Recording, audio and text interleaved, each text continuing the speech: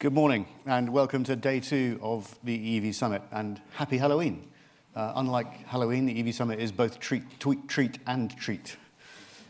Yesterday was an incredible day of positivity and partnership engagement, and I'm sure today will be just the same. Let me start with a very special thank you to the good people at Auto Trader who join us as our headline partner, not just for this year, but for the next 3 years. Thank you very much indeed to Team Auto Trader. They are here in number, so do aim to meet up with them in person or via the digital intros app to share ideas and inspiration.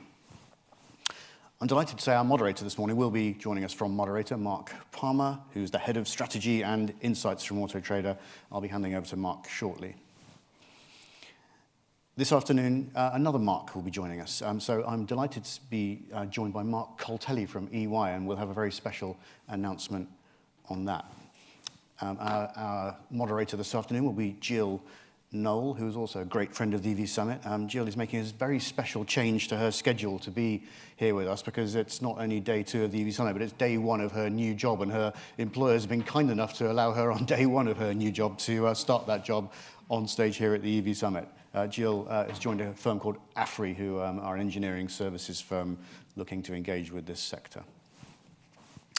So yesterday we heard from people shaping the automotive sector, from people like Auto Trader. Tesla joined us for the first time as a keynote speaker, Charge UK, the EV Network, and CAFU. Today we have a focus on local authorities and charging infrastructure, and thanks very much indeed to our long-standing partners, Oxford City Council and Oxfordshire County Councils. We welcome the EV teams from both, and a special thanks to Vicky Robbins and Sarah Hassenplug from the City Council and to Paul Gambrell from the County Council. We'll have 2 super significant sessions, one in here and a closed session looking at Levi funding. Those will help to unlock the £450 million of cash that's ready to be deployed, so don't miss those sessions. One of them, the Goldilocks session, will look at how best to enable healthy competition in the EV infrastructure space, serving those without access to home charging. That session starts at 10 in the Founders Room. There are a few places left for that, so if you are looking to get involved with local authorities and want a slice of that £450 million, contact my colleague Hannah Sowerby-Hill on the Digital Intros app, and she'll assign those last few places. Yesterday I opened up referencing how the EV Summit is defined by a culture of positivity to propel e-mobility. The people in this room here, I know, share that clear sense of purpose. At GreenTV Media, as well as the EV Summit, we've also created World EV Day, the Top Women in EV campaign, and our fast-growing e-mobility news title, Electric Drives. This is what we call an ideas infrastructure for change.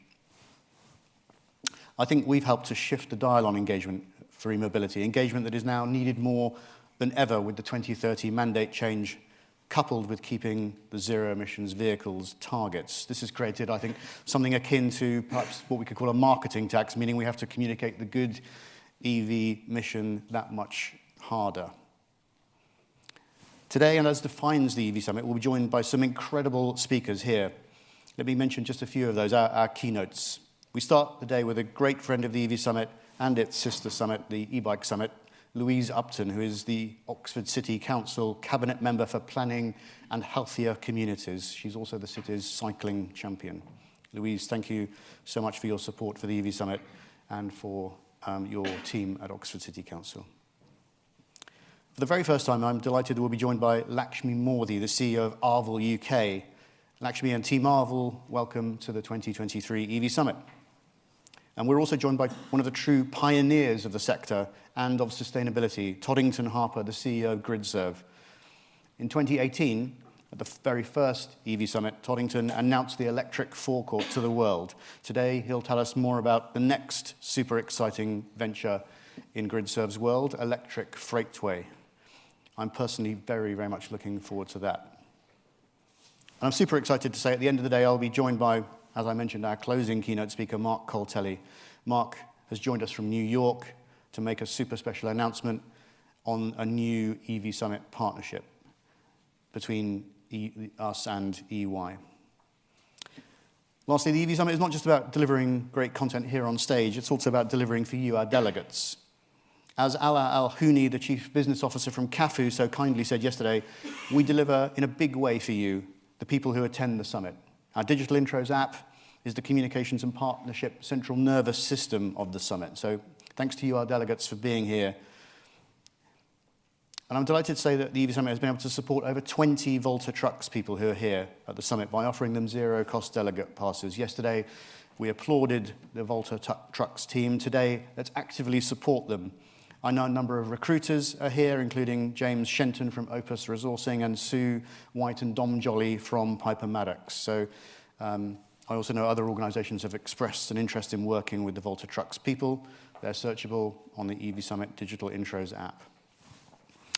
A big thank you to this year's exhibitors. Go and check them out in the reception area, the partner pavilion, and the vehicles at the front of the business school. And let's take a moment to celebrate the UK businesses at this year's summit. EAV, Maving, both in the partner pavilion, Aerovolt, Infinium, Chesil, Zimble, and Easy Charge are just some of the great British businesses here today. Also in the partner pavilion, we welcome our managed intros partners, Fastned, Fleet, CAFU, Believe, and Savardis. Those partners have account managers and dedicated meeting space, so do go and engage with them. And of course, a special big thank you to all of our sponsors and panel partners, to Shell Recharge, to Geotab, Renault's Mobilize, Bridgestone's Webfleet, and our leading hardware partner, Chempower. Chempower will be here on stage shortly for a panel discussion looking at profitability and charging. As I referenced yesterday, the reason why many of you are here and why you work in this space is not just to sell more electric cars and build more infrastructure, but to deliver on decarbonisation. That's the wider mission we also have, to share sustainability as a goal, to protect the stable environment that our businesses and communities thrive in. I'm sure that this year's EV Summit, with the determined and dynamic people here in this room, will deliver on that mission. Thank you and have a great day at the EV Summit, making the change to the transport sector and the wider society that we need to see. I'd like to now invite Louise Upton, our opening keynote speaker, to the stage. Louise.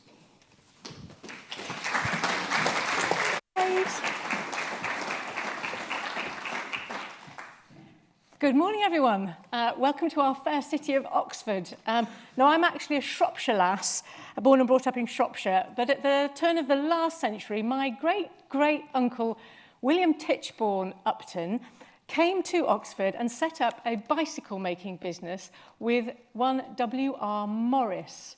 Now, they had a bust-up and he went back to Shropshire and obscurity fixing bikes, but W.R. Morris went on to found Morris Motors. And very soon there were MGs and Morris Minors rolling off the production line out at Cowley. And as you probably know, after a number of iterations, this is now the home of BMW's electric Mini plant. And we've just had the great news that they're going to be investing another £600 million in it. Now, for a local government like us, that is obviously fantastic news. But electric vehicles, they're not just about secure, good green jobs for our residents. In Oxford, we have a really ambitious strategy to get our city to net zero by 2040. And when I say ambitious, I don't mean we've set ourselves a load of targets that we're probably going to miss. I mean, we've sat down with experts, professors from Oxford University, and we have set out a realistic roadmap of how we are going to get there. Now, of course, transport is responsible for a fairly large fraction of our carbon footprint, and we need to reduce it. So I really think that Oxford City Council has been ahead of the curve on this. We have, for the last 7 years, built up a team of experts at the council who, for example, successfully bid for the first rounds of government funding for the trialling different types of on-street chargers. They've developed a flexible procurement system for the electric vehicle infrastructure. They've worked with the taxi drivers and the local bus companies. We now have a number of bespoke taxi charging hubs in the city. They're all wrapped, you may see them, wrapped in a beautiful artwork by one of our local artists. And the first of the fleet of about 159 electric buses are about to start arriving in the city. Oxford introduced the country's first, and I think probably still only, zero-emission zone last February. It's small in the centre of the city, but it is a signal of our intent. our wholly owned spin-off company, Oxford Direct Services, has developed a bespoke solution for on-street charging. And this is going to be absolutely key to opening up electric vehicle ownership for certainly in Oxford, it's at least 30% of our residents just don't have access to any off-street parking where they could charge. So this thing is called the Gull E. It's in the foyer. Do go and have a look at it. Other charging solutions are available. I think Turbo Charger here and one of the lamppost charger, Chargy, are here too. Earlier this year, we ran an Electric Vehicles for Everyone Day, which was really just about demystifying electric vehicles for people who've never had one or owned one. The public were invited to come along, they could try one out, they could talk to people who already had one, about how far does it go, how often do you need to charge it. And we were also showcasing car clubs. Now, this is something I think is going to be absolutely key to meet our climate goals, because I don't want to see every diesel car replaced by an electric car. Okay? I want to see every 5 or 10 diesel cars replaced by one electric car. Because we all know that most cars spend 95% of their time parked outside the front of your house. And then, of course, I think we have the jewel in our crown, the Energy Super Hub at Redbridge Park and Ride. Europe's most powerful EV charging station. Some of you may have come in from there this morning. I think was the Tesla shuttle running them in this morning? Yeah. So this is, enables energy to be stored. It's coupled to the country's largest battery. So when renewable energy is plentiful, it's taken into the battery and stored, and then when it's needed, it can be released back for charging cars, but also we've got it running heat pumps for some of our council homes. So, we've invested a lot of time and effort into electric vehicle infrastructure. And I guess that's going to seem very obvious to everybody here why we would want to do that. But I did just want to outline a couple of the other drivers for us as a city council, as to why we got so involved, and recently our partners at the county council too. And the first of those is poor air quality. Okay, poor air quality contributes to 1 in 17 deaths in the city. We have horrible health inequalities across the city. A man in the poorest part of the city is likely to die 15 years younger than someone in the most wealthy parts of the city. So poor air quality is a big deal for us, and we see electric vehicles, the switch to electric vehicles, as part of the solution to that. The second reason we've got so involved is that we want to make sure that the rollout, when it happens, is fair and equitable. We could just leave it to the market. I think we have the highest rate of registration of electric vehicles as new buys in the country. It's almost 50% of all new cars bought are electric here. So I'm sure we could, there'll be a whole number of charge point manufacturers who would fall over themselves to come and install in the wealthiest parts of our city. But then we have other parts of the city where often small traders, delivery drivers live. They may live in flats, and they also need to charge their vans overnight. And we have to find ways to ensure that those parts of the city that are currently unprofitable to have EV infrastructure in, are well served as well. And that is really important to us, to our goal of having a fair and inclusive city. So I can't overemphasize how important that is to us. So, as I mentioned, our award-winning team, and they did send me a list of awards that they won over the last couple of years, but it was, I really honestly haven't got time to read it out. But they've been working on EV infrastructure for a number of years. Today they have organised 2 sessions. Aidan's already mentioned them a bit, but they're aimed specifically at local authorities. So please come and avail yourself of their expertise. The first session this morning is about how to get public investment in EVI contracts just right. So you've got that right mix of competition, but at the same time ensuring you have got a fair distribution of the infrastructure for everybody who doesn't have options for home charging. And it's so chicken and egg is the problem, isn't it? If you don't have any charging infrastructure, no one wants to buy an EV. But if you don't have any EVs, then no one wants to put in any charging infrastructure. So it's a difficult balance.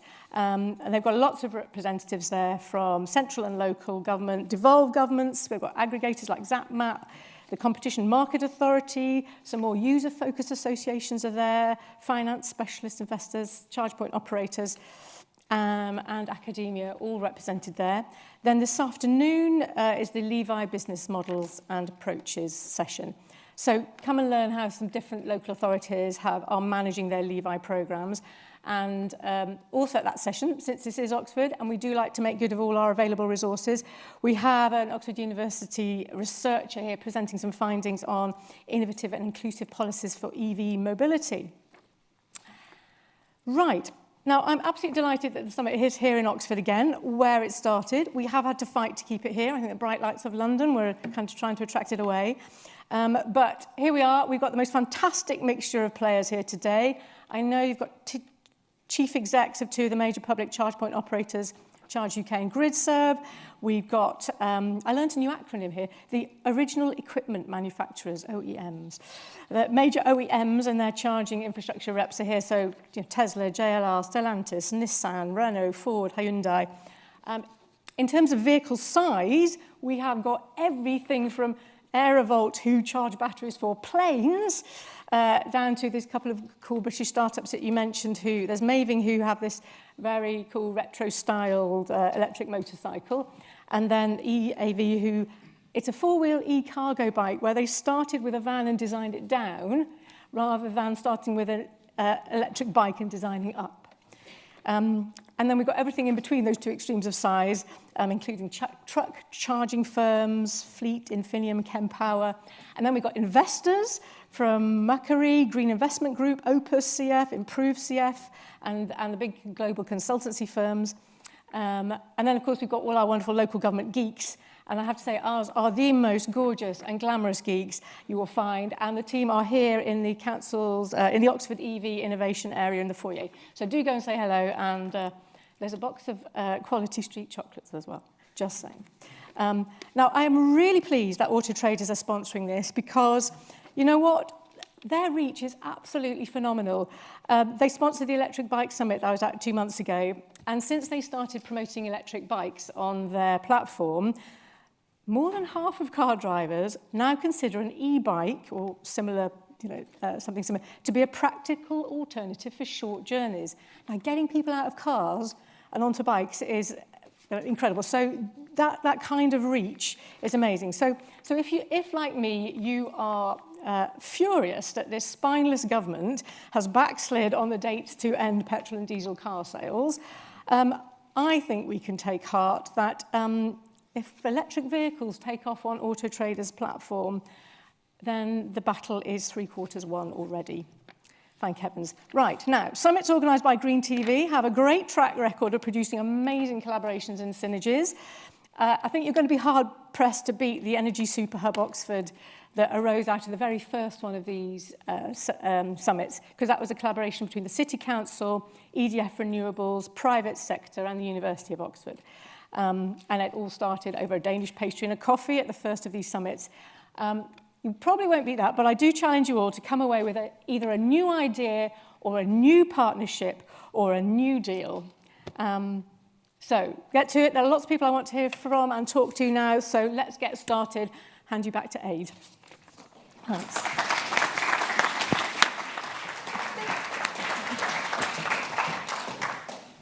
Thank you very much indeed, Louise, for your sage words and your inspirational application to sustainable mobility. And also thank you for your insights onto where we are in EV UK, perhaps voicing some ideas that I couldn't possibly reference myself. Our next task is to welcome Mark Palmer from Auto Trader to the stage, and Mark will then in turn introduce the first and opening panel. Mark, please do join me. Thank you. Hello, good morning everybody. Welcome back to day 2. Yesterday sounds like it was a terrific success, and congratulations on making it to today. Firstly, thank you, Louise. There's a load of stuff said in there where you wonder whether you should say those sorts of things when you stand on the stage, but it's great to hear them from Louise. Lots of things. I was here last year and listened to the same sort of thing, or about how Oxford is working towards the future that we all want, and we'd like to see in all of our cities and local authorities. And each year it goes on a bit more, doesn't it? there was interesting to hear about equitable transition. That's really important, about small traders and businesses, about profitability and investment, and the practicalities that we all need to move towards to make the transition successful, because you don't always hear about those. We kind of talk about quite big ideas often at these things, but the practicalities are where the things are really made. Realistic roadmap was a phrase that hit. A thoughtful and integrated plan that takes into account all of the various methods of decarbonising transport and improving air quality, giving consideration to different stakeholders, their needs, their objections, and different use cases. And that's where we're going to turn next for our first panel of the day, because very often the conversation that we have majors on the private driver, and most of the kind of interactions we'll have with people will be talking about, well, what does it mean for these people over there and people that want to go on holiday to Cornwall and all that sort of stuff. And really, we know, don't we, that 3 and 4 registrations, electric car registrations, happen in the fleet sector. That's fleet that's driving the transition at the moment.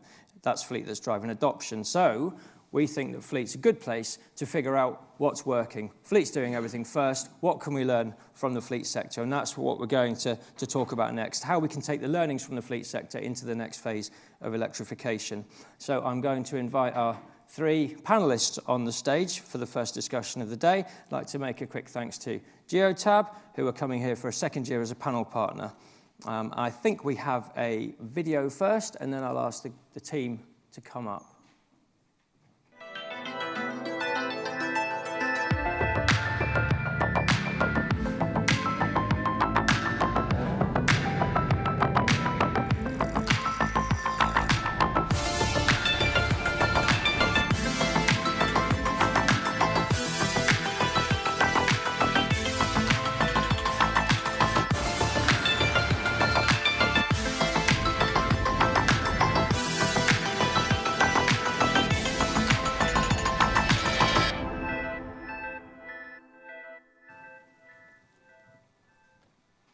Okay, so let's get to it. I will introduce our speakers, and we're going to talk about what we can learn from the early adopters in the fleet sector.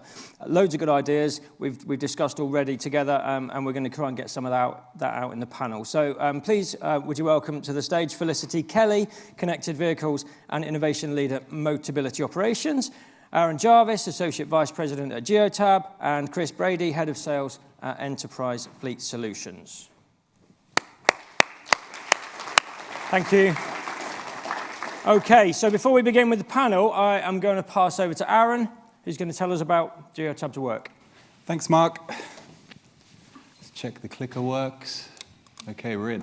Hey, everyone. So just before we got started today, I wanted to share a bit of insight from Geotab on how some of our customers have kind of got going with electrification. I think it's quite easy, Mark referenced before, and so did Louise, to say, let's get started, we can have personal car drivers transitioning, but actually in the fleet world, that's where the action's really happening.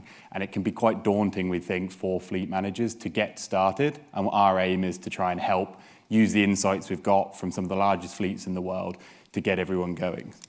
So we looked at about 5,000 electric vehicles that we have connected, and we specifically selected those vehicles from fleets that are on the more mature side of their transition. So Geotab as a business are connecting tens of thousands of electric vehicles for our customers, but some of those customers have been on the journey for quite a long time now. So we've got the likes of Milk and More, who started their electrification journey 100 years ago, but in recent years, they've really gone from diesel vehicles into electric and had some success there. So we wanted to focus on those fleets that hopefully have some learnings and some best practices to help people in the room that might be starting on that journey themselves, rather than a long way through and want to avoid some of those learnings.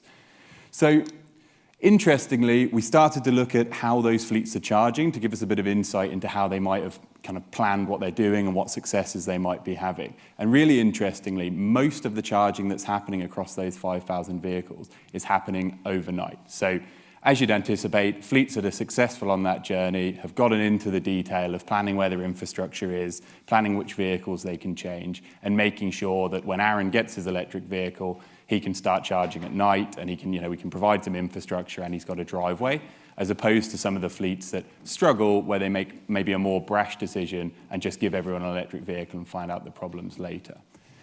What's even more interesting, actually, is that more than a third of the charging that's happening in those customers is happening during the day. And as you can see on the graph there, the grey lines are AC charging, and the blue chunks of those graphs are DC charging, and the hours of the day are along the bottom. And what you start to see during the kind of working hours of the day is that DC charging is increasing. Now, for most fleets, that would be an indication that something's gone wrong. So we've seen plenty of large fleets in the UK order thousands of electric vehicles and roll them out to their customers before later having to backtrack. And some of the problems that they're having there is a sudden rise in or an unexpected level of DC charging, because maybe Aaron didn't have a driveway or didn't want to use his driveway to charge the vehicle, or maybe there wasn't roadside charging available. And as a result, essentially Aaron's having a breakdown every day, having to stop somewhere to charge unexpectedly in an unplanned way. Now, in the case of our customers, that isn't actually what's happening. So we see here that most of the charging that's happening during the day is in one or two locations. And what that's a good indication of is good planning. So our customers that have had success in this transition have chosen where to place those vehicles, either where they can charge overnight, and it's great, they can get some infrastructure there, maybe they've got depots available and the vehicles dwell at the depot overnight, or where the route that the vehicle's going to take in the day allows some charging to happen. Now, that's quite important, and it's the most common thing that our customers overlook, is actually you can transition some vehicles that need to charge during the day, because actually vehicles dwell all of the time. Maybe that's that there's a particular delivery route that involves some charging, or maybe it's that people need their lunch break and they're working in a job where they have to take an hour every day to rest and recover. Now, what's more interesting than that is what's not going so well in our fleets, or where they could improve, I would say. So most of the charging that's happening across these 5,000 vehicles is happening above 50% state of charge. And that's a clear indication to us, I think, that that range anxiety at least existed 2 or 3 years ago at the start of the procurement cycle, but likely still exists today. And that is proven by the fact that these vehicles aren't being run to the maximum capacity. But that's a great opportunity. So today, across these vehicles, almost all of them, or the vast majority of them, are charging above 50% and never going below that state of charge. And what that presents is a great opportunity, and hopefully a good jumping off point for fleets that haven't started yet. So these vehicles were likely selected with a much greater capacity than was required for the job that they were going to be doing. And as a result, great, they're charging overnight, but they're never actually getting using their full battery. And what this means is you can start to move those vehicles. It's a great opportunity we're working on now with our customers to move a vehicle that might be doing short stop delivery in central London to a different city that's colder, as an example. So the range is decreased dramatically after a few degrees temperature change. So moving a vehicle from London to Scotland, for example, might mean that it's actually the right vehicle for that job. And then that vehicle can be backfilled with a less expensive, smaller vehicle, essentially. So there's a great opportunity there for fleets that have already got electric vehicles to move, and a jumping off point for everybody else to be able to be a bit more confident based on these larger fleets that have been earlier movers being in the right position. So in summary, you won't be surprised to hear me say that we think that being informed and using data is a great place to start, and that using that data over the life of your fleet is the right thing to do and can actually save you a lot of money and make sure you're not leaving money on the table. And now the light's flashing at me, so I'm going to sit down so we can get into the more interesting panel.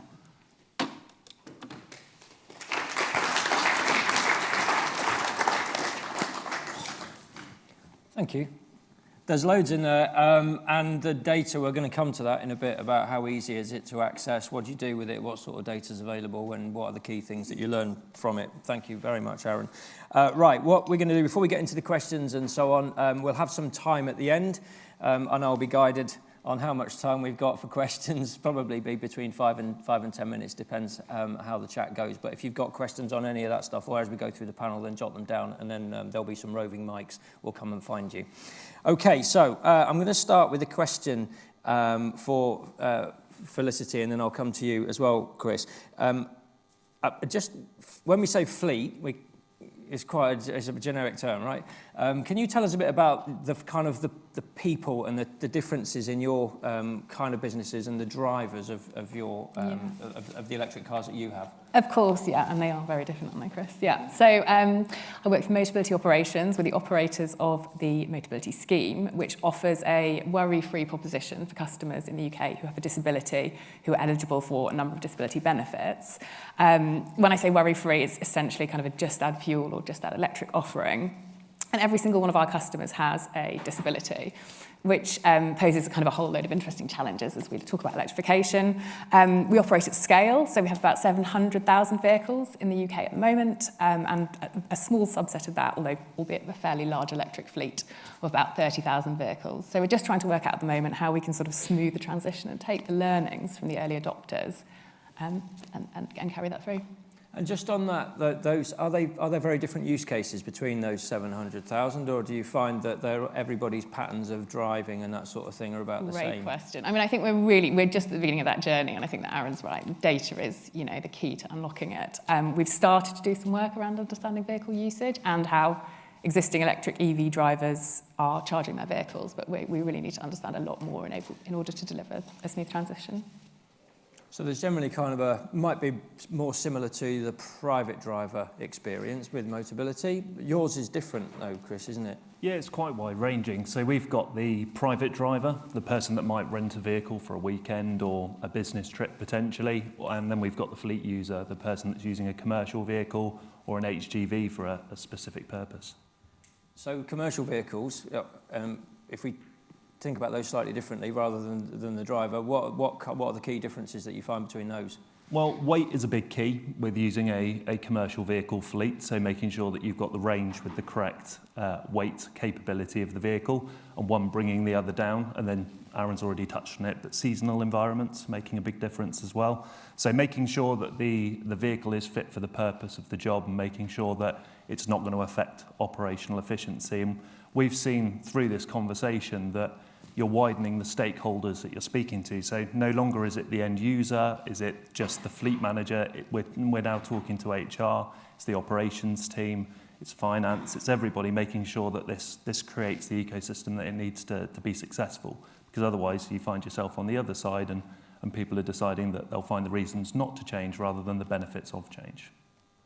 So when we come to fleet, the range, fit for purpose, those are the key kind of two of the key kind of drivers. The next one might be whether or not, or should be whether that electric vehicle, be it commercial, HGV or a car, makes financial sense. And those, there are nuances within there, aren't there, around will it go as far as it needs to go, what's the downtime, and you touched on some of that. It'd be good, Aaron, if you could give us a steer on the kind of things that you see across your data set. You're working with lots of different types of fleets and a very diverse base. So what kind of differences do you see within the data? Yep, sure. I think there's actually a really good point that Chris made there about the stakeholders that are involved. So one of the big differences, I'd say, today to 5 or 10 years ago is that the fleet manager's gone from, or anyone, even looking at Flick's fleet, we've gone from, hey, we need a van that does this job that's at this price point, to maybe we need to invest really heavily today to get the benefits of tomorrow. Maybe we need to be transitioning vehicles that actually are going to be a higher cost or lower. And as a result, the fleet managers become, essentially a stakeholder manager much more than they ever previously needed to be. And that means stepping into a completely different world within a business in terms of, maybe you're meeting with the CEO now when you historically wouldn't have done, or you're doing all the stakeholder management that gets the CEO to sign off on the spending that you need. And then in terms of the data that they're using to do that, it's starting right from the ground up in terms of, well, how much fuel are we actually burning? So, obviously that everybody's always looked at their fuel card data, but now it's looking at specifically that job. How much fuel did we burn? How much carbon did we emit? And how much money did we spend on fuel doing that job? Because it might mean that we need to change the job patterns. So, 2 diesel vans might have split a certain number of jobs in one way, but actually by splitting those jobs differently between 2 EVs or 1 EV or 3 EVs potentially, you can actually get more efficient and get more bang for your buck, essentially. I mean, to Louise's point, maybe you can just have less vans now because you're managing them in a slightly different way. Any manufacturers in the room, don't worry about that. There will be the same number of vans and all the rest of it, but only luck they'll just be a lot cleaner, it's fine. That's an interesting thing. One thing that stuck out for me when you shared the data was that vehicles are charged when they've actually still got half the capacity left, which makes me, and you talked about it a bit on kind of what people understand of the vehicle they've got. There's obviously a thing there where people are a bit worried when the ticker goes down below 50%, they start thinking, oh crumbs, is it going to now go really fast? Is that something, I'll come to you first, Chris, that you, in your area, there's an education that needs to be done, and why is that? Why is it still a thing? Yeah, I think for us, obviously, key is delivering that customer experience and making it an excellent customer experience, and getting over that charge anxiety is a huge part of that, and making sure that people are educated in the charge infrastructure that's in the UK. But widen that, making sure that we can work with our partners to expand that charge infrastructure and give that availability. So I think as we move forward through the EV transition, a lot of these things go away. Speaking from personal experience, when I first went into an electric vehicle 2.5 years ago, the infrastructure, it was plentiful, it was fine. And then I moved towards a period where a lot of EVs came into the market. It was really difficult to find charging. You were waiting a long time. To now, I find as long as I plan my day effectively, then I don't need to charge at 50% on my vehicle. I can wait until I'm down to sort of that 10, 15%, or just do a top-up charge during the day and make sure that I then charge again at home. So it's about planning and changing the way that you're operating day to day when you're using a vehicle personally. But for businesses, again, I think that's another challenge that they need to take in their stride. And is that something that's a conversation that you would all have, I assume? How do you make that? How do you reassure the user that it's going to be okay? I think a lot of it is evidence-based. So it's a case of them taking a leap of faith in the first instance and actually utilising these vehicles, and again creating that environment as to the benefits of change. And again, for fleets, about the cost of operating potentially versus the risks of, well, I might not have enough range left for the end of my day. So, and I've found personally, I had the range anxiety and all of the issues that might come with it when I first went into an electric vehicle. And speaking from experience, it's actually been a really positive experience and a really beneficial experience rather than a negative one. Felicity,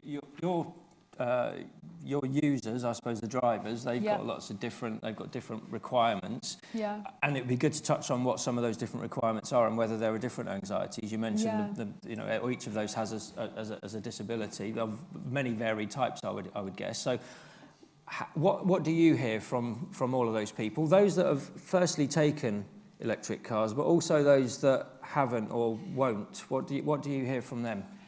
Yeah, gosh, lots of things. So perhaps unsurprisingly, we've had a lot of really interesting feedback from the early adopters about things. It's range anxiety remains a really high concern, and I think that lots of leases that end early, one of the big reasons is lack of confidence in the range, or sort of a mismatch of, in terms of their expectations. I think what we're looking at is immersion. So I drove around in an EV for about a month, and once you get used to the fact that if it says it's got 20 miles, you can probably do 10 quite safely.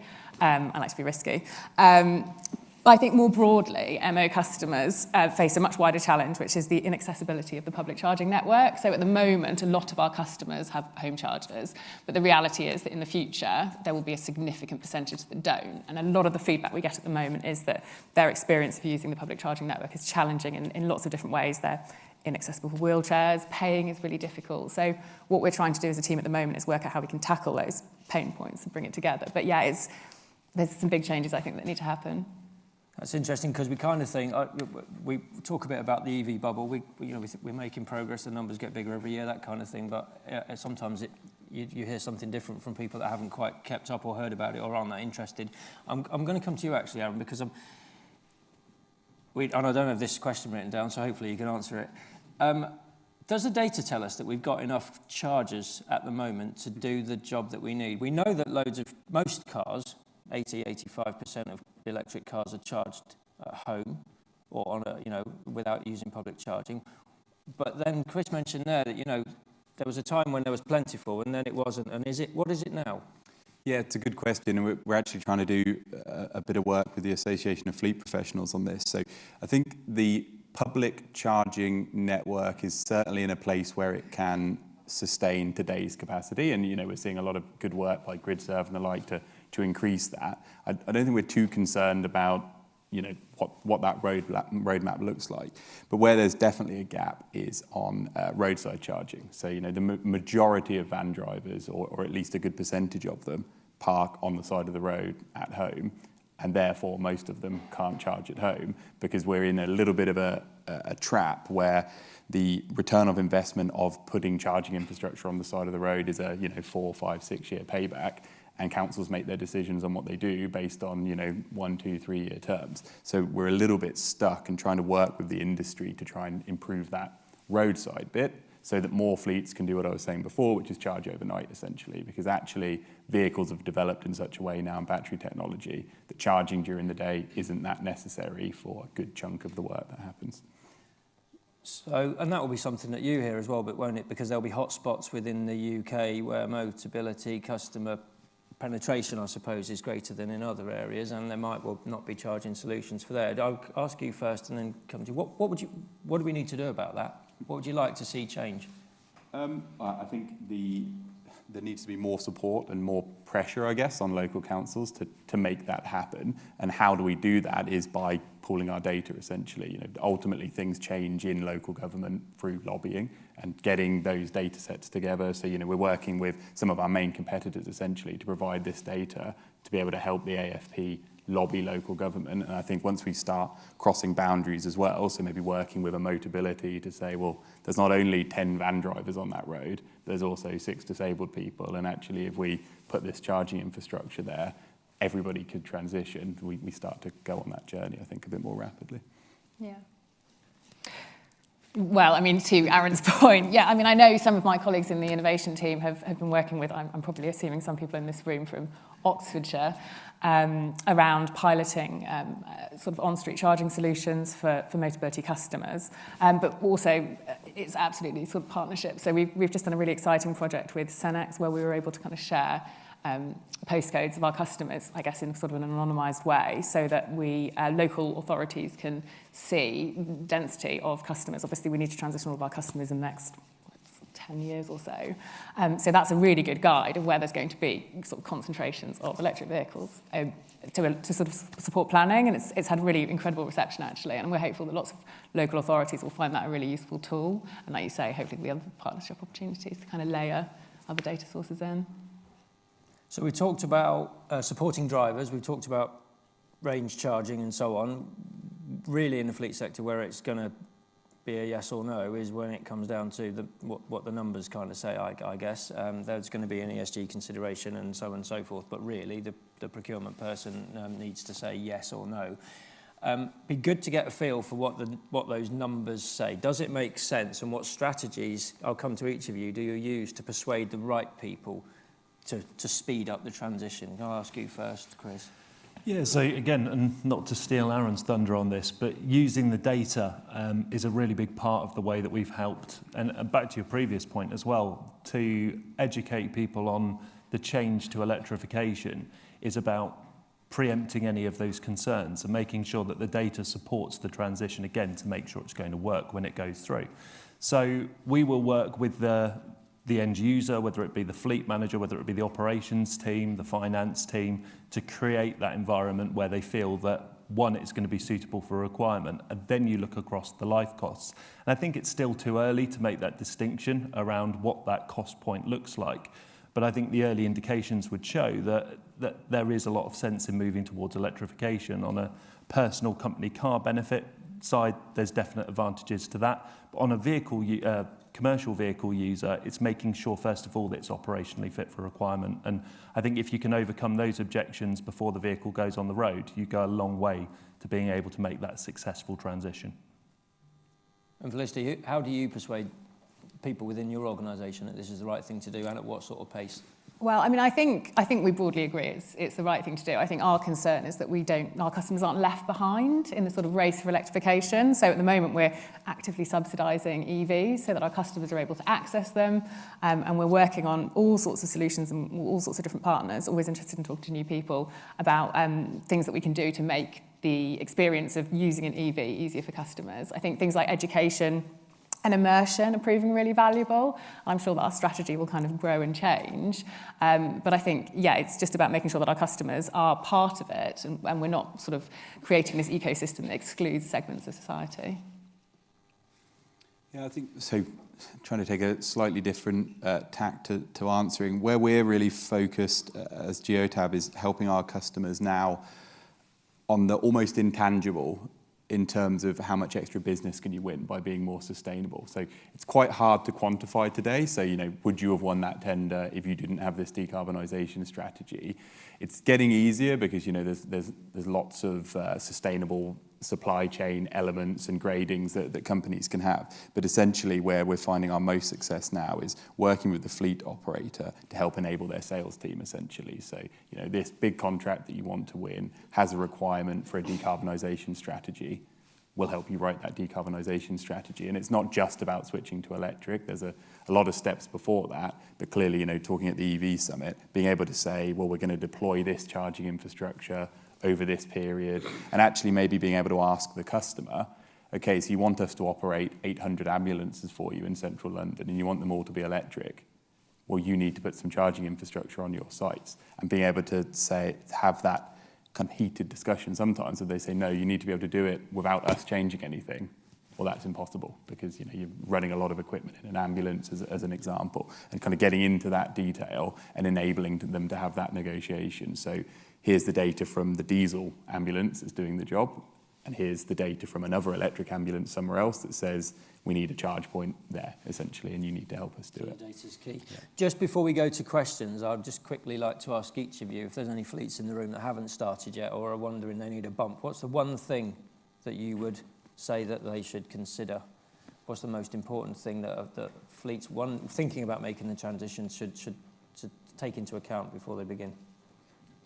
Again, and I'll keep reiterating this, that I think the important thing is immersing yourself in the data. Using Geotab's tool, the EVSA, is a great way to do that, because that suitability assessment will take away some of that anxiety of moving across the fleet. So I think preparing yourself, understanding that the use case works in the first instance, and then as a fleet, or if it's a personal user taking a vehicle, taking that leap of faith, I think immersion, as you've said, is a really important way to do it. So they'd probably be my two key takeaways. Yeah, I mean, I'm going to sort of bang the same drum. So I think data is key. I think electric vehicle suitability is also key. I think that there's lots of work around EVSAs that work really well for commercial fleets. I think there's probably a whole lot of interesting stuff that could be done around electric vehicle suitability for consumers. But yes, understanding vehicle usage and potentially sort of, there'll be some customers ready to go now. There'll be some that might need some tweaks and using that to inform your strategy. Absolutely, yeah.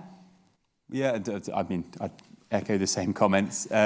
Getting started, essentially. So, find some vehicles in your fleet that the data says will confidently be able to change and change them. So now you've got some drivers that are actually really impressed with their new shiny vehicle that never breaks down, that they can do lots of things with, and suddenly you've got the momentum in your fleet, I think.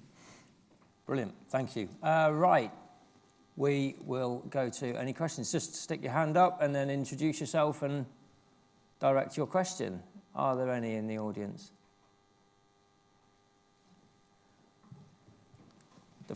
Basically the furthest away.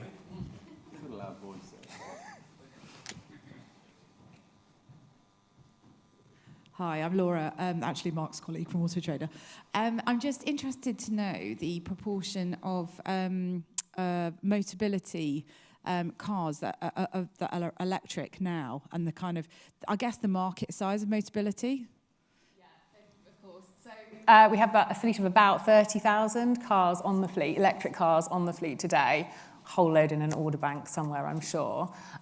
We have our total fleet size is about 700,000 vehicles, which is a combination of, well, it's largely passenger cars and then about 30,000 wheelchair accessible vehicles. And that 700,000 is of an eligible customer base of about 2 million customers. And also, that isn't to say that's people with disabilities who will experience other challenges as well, but that's specifically the potential customer base of Motability. Scale, it's a lot of people impacted by the lack of accessibility. Yeah, big opportunity. Mm-hmm. One right up at the back there.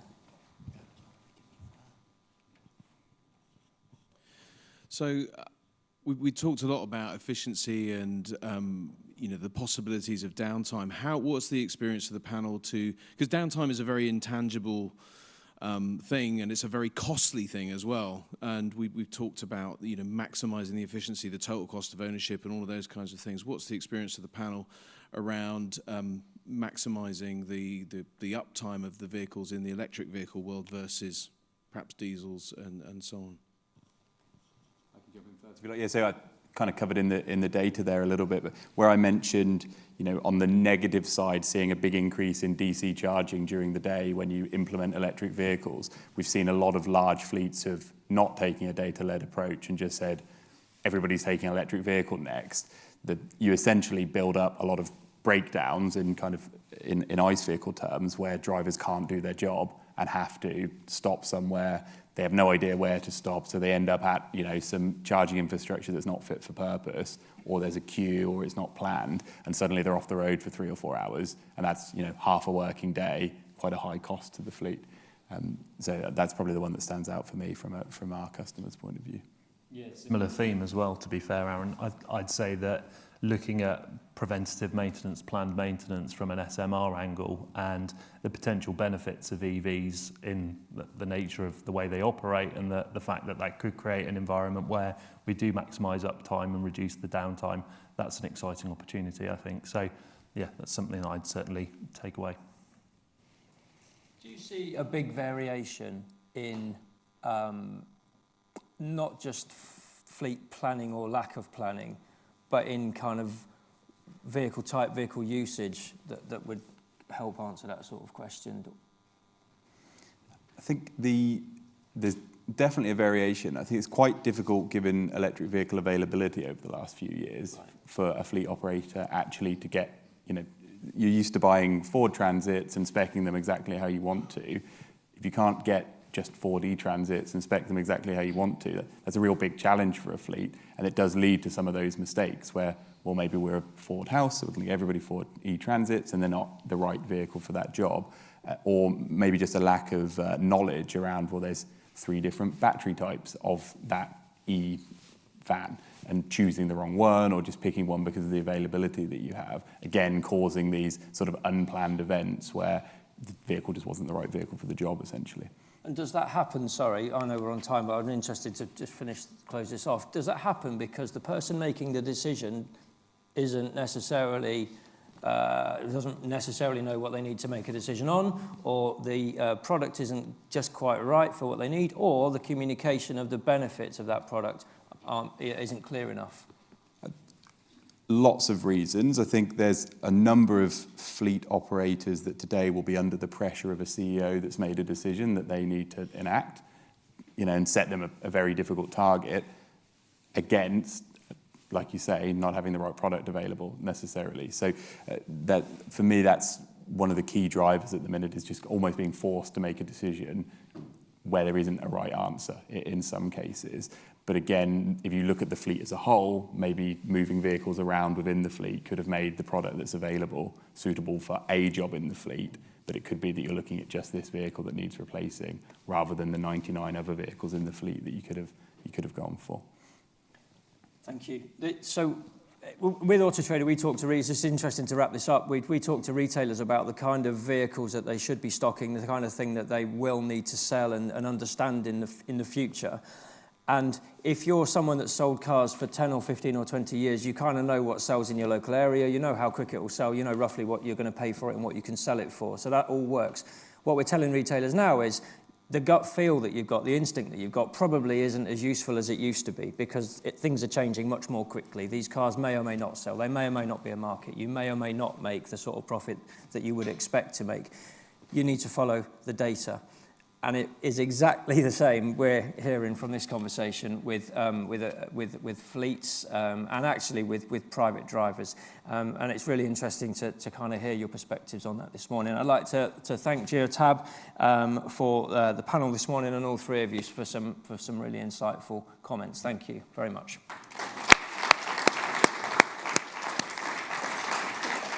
Okay, it's time now for our all-important morning networking break.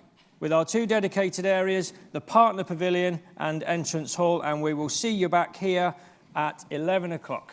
Thanks very much, everybody.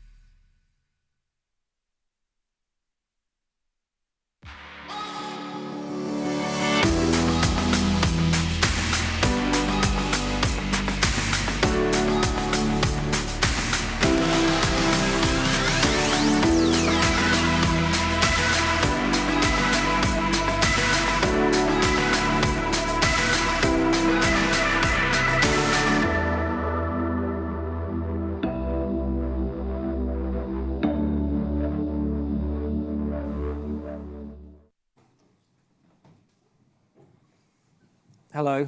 We'll try that again. Welcome back, everybody. Hope you had a good short break, and thank you for joining us for the second panel of the morning. We're going to talk now about, bless you. We're going to talk now about how to unlock profitability in charging, we've got new partners with the EV Summit here, which is one of the rising brands in the e-mobility ecosystem, a brand called Kempower. And in a second, I'm going to invite Jussi to tell us about his business and what they're doing. This is a really, really significant topic. We've talked quite a lot in the first panel about different use cases for charging and how range is one of the things that people need to get past and how charging is going to help that and so on and so forth. And in this panel here, we're going to talk about if that's to happen, there's going to need to be profitability for the installers for those charge points and for energy brands and so on. So this is a really significant subject, strategies to unlock profitability in the charging infrastructure space. We've got a really varied panel here today with different points of view on the topic, so this will be some really good insight for you all. First of all, I've got Jussi van Hanen, the Chief Marketing Officer of Kempower. In the middle is Kate Tyrrell, the CEO of ChargeSafe, and then Georgina Reid, Strategic Marketing Director at Mobilize Power Solutions. Before we get into the panel, I'm going to hand over to Jussi as our panel keynote. Jussi, please come to the lectern and tell us about your business. All right, good morning from my side. I'm Jussi van Hanen, I'm the CMO of Kempower, and I'm like 1 minute away from the nervous breakdown. This simple Finn was invited to Oxford to speak front of the English audience, and then I see the Nelson Mandela theater was like choking me out totally. But let's try to do this together. Welcome and happy Halloween to everybody. By the way, I don't see my slides over there. In that, it's empty. So I need to look. So I was previously working in a wind power industry and now 2 years in the EV business, and somehow to summarize it, that I have seen the movie, that exactly the same kind of development curve and the same kind of obstacles. And in the beginning of the wind power industry, was before it's becoming popular, that it needed some government subsidies and systems to boost the business. And now finally the wind power was getting the grid parity and profitable business. The same thing is now happening, that governments are investing on the infrastructure and supporting the business, but our target is to make this business profitable and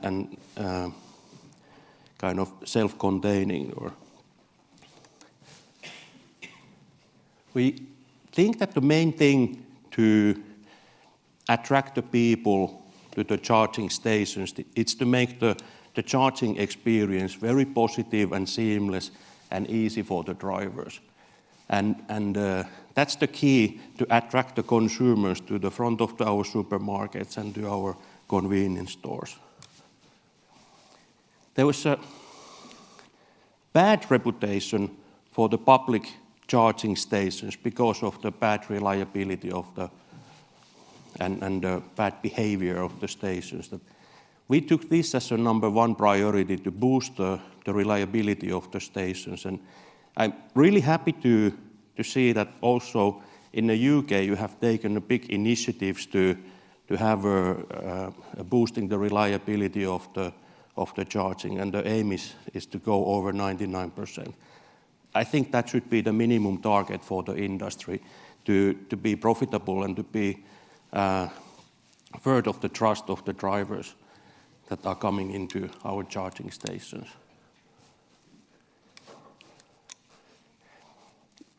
Short animation how the Kempower charging works, that we have a centralized power electronics and distributed satellite system. And when the drivers and different cars are coming into the station, we allocate the power for the cars according to their demand. And there you can see that the charging curves are overlapping and interleaving for each other. And that's the way to optimize the utilization of the charging station. We have calculated that this is leading for the smaller investment on the site, roughly 30% smaller grid connection needed than the traditional systems, but also many retail customers are charging more revenue with distributed charging. It's extremely powerful concept, and actually what we have realized according our data, that the consumers and EV drivers, they don't need that much power average what we are installing there. So because the charging curves are so peaky and curvy that the average charging power is relatively low.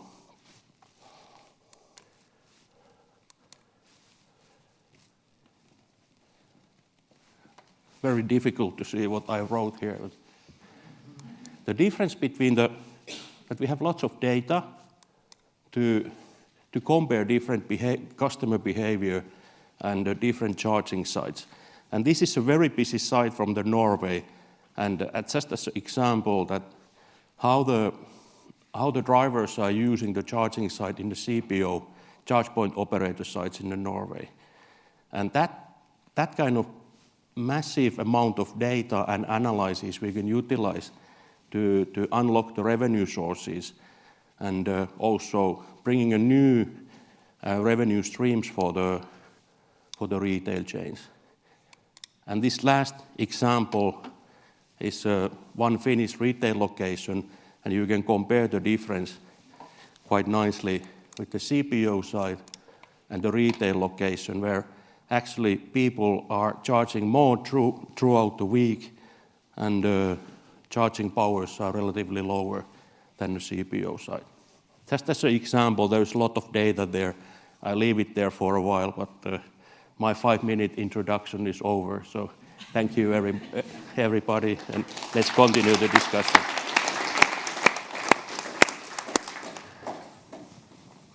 Well done, Jussi. Thank you very much for I made it. battling through. You did. You more than made it. More than made it. It made my Halloween. Thank you. Right, that was fun. We're going to get into some of the questions on the panel now, and we talked about strategies for unlocking profitability. There's quite a complicated chain and different opportunities for profitability, and actually that's evidenced by some of the data on those last couple of charts there. But I want to start with a super basic question, and I'm going to start on the end with Georgina and just make our way along here, which is kind of, seems really simple, but I don't know that we know the answer. Let's find out.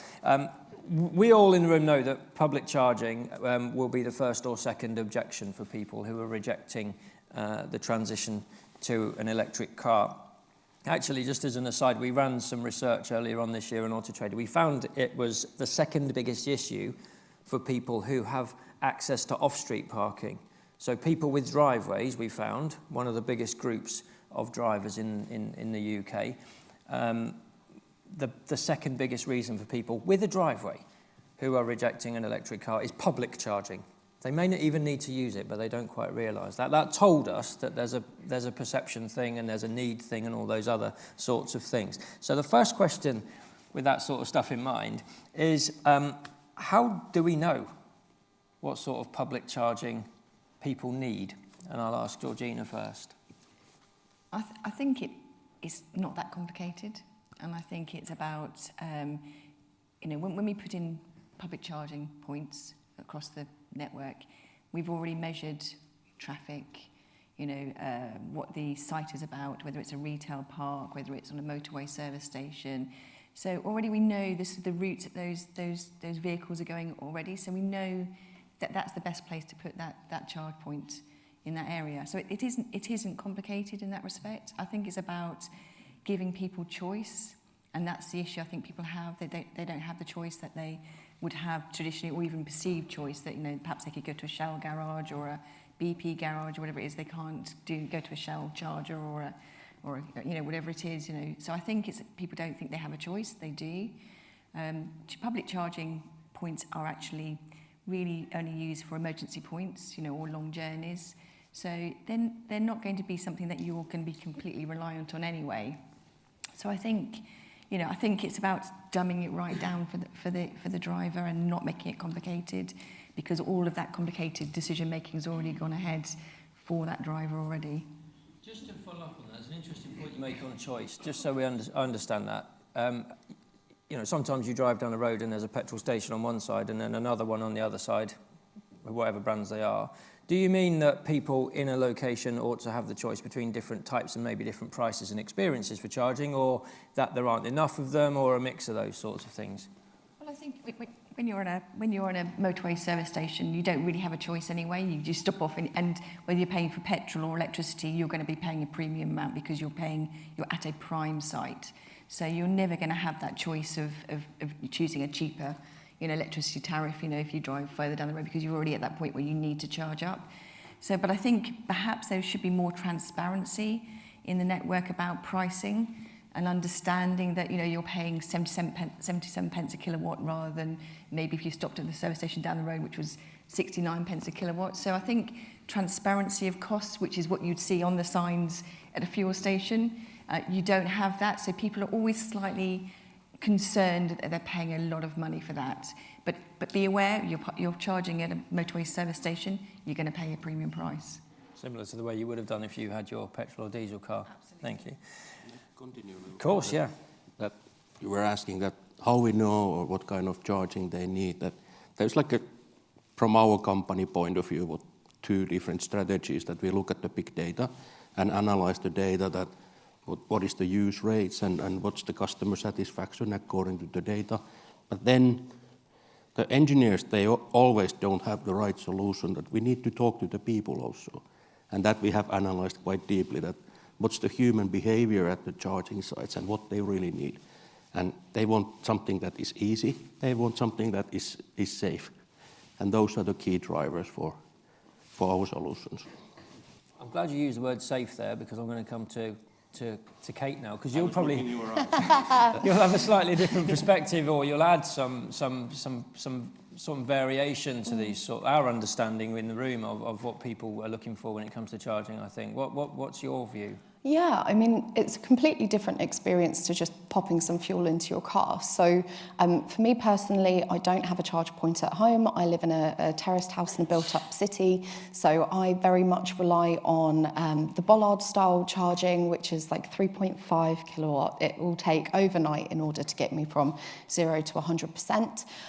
They're very popular in the city of Portsmouth, for sure. And I feel like moving forward, fitting in chargers where it's most convenient for the users is more than satisfactory. However, on the safety issue, when it comes to the larger scale public charging, such as at motorway service stations, you know, Gretna Green, last time I checked, there was 4 different networks there, which is kind of impressive. But it's the placement, it's the lighting, it's security, it's how much footfall you've got or passing traffic. You know, is the user going to be seen? Are they going to feel safe?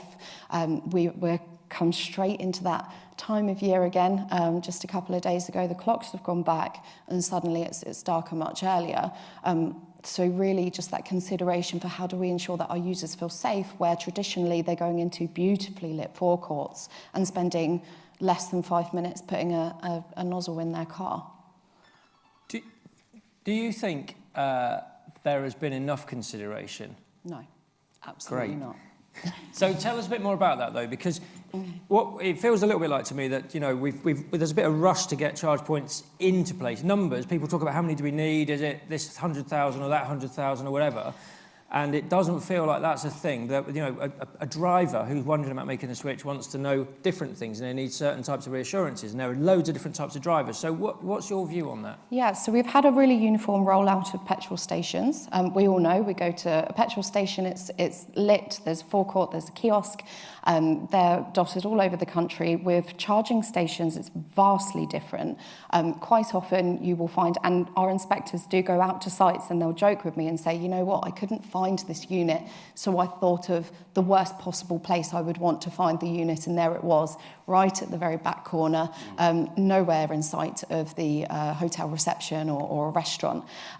So yeah, they're not well lit. From the research that we've done, 77% of the sites are what we would deem as insufficiently lit, being that there is not a light directly over the charge point. That's a really simple fix. And 86.8% are not covered by security cameras. So what we're seeing now, and linking into the profitability piece, is these are assets, Kempower, great piece of kit, really expensive, I should imagine, because it's a great piece of kit. Protect it, put a camera over it for your own insurance purposes. If you're a charge point network operator, why are you not protecting your asset? Why are you not protecting your customer? So from a safety perspective, I would like to know that there is a record of me being at a site just in case anything goes wrong. And as a business owner, I would like to know that my kit is being looked after, because that's a big investment to make. Let's ask you about that then, Jussi, because obviously you're installing, you've got an investment here and you've got an asset. So a couple of things that have come to mind there. You talked about the need for people to be reassured and feel safe. So how do you know that that's what they want? Kind of number one. And secondly, you've referenced a couple of different markets there, Finland and Norway. Yeah. Are there learnings from those countries that we can bring into here? We have been running the panel surveys around big quantity of EV drivers. And then this safety of charging sites, it's becoming a big topic. And in the beginning, this was business for the Tesla björns and that kind of enthusiastic people that wanted to kind of control and every single detail, and they really know how to do it. But it's becoming a mainstream now, and that's why the safety is becoming more important. That it's our mothers and wives and daughters and my brother even, for heaven's sake, he needs to go there and try to charge the car and survive there. So normal people go there, and normal people are afraid of electricity, and you are touching the big cables and that kind of, and your feet are on the water or in the slit in Finland. So those are the worries people have.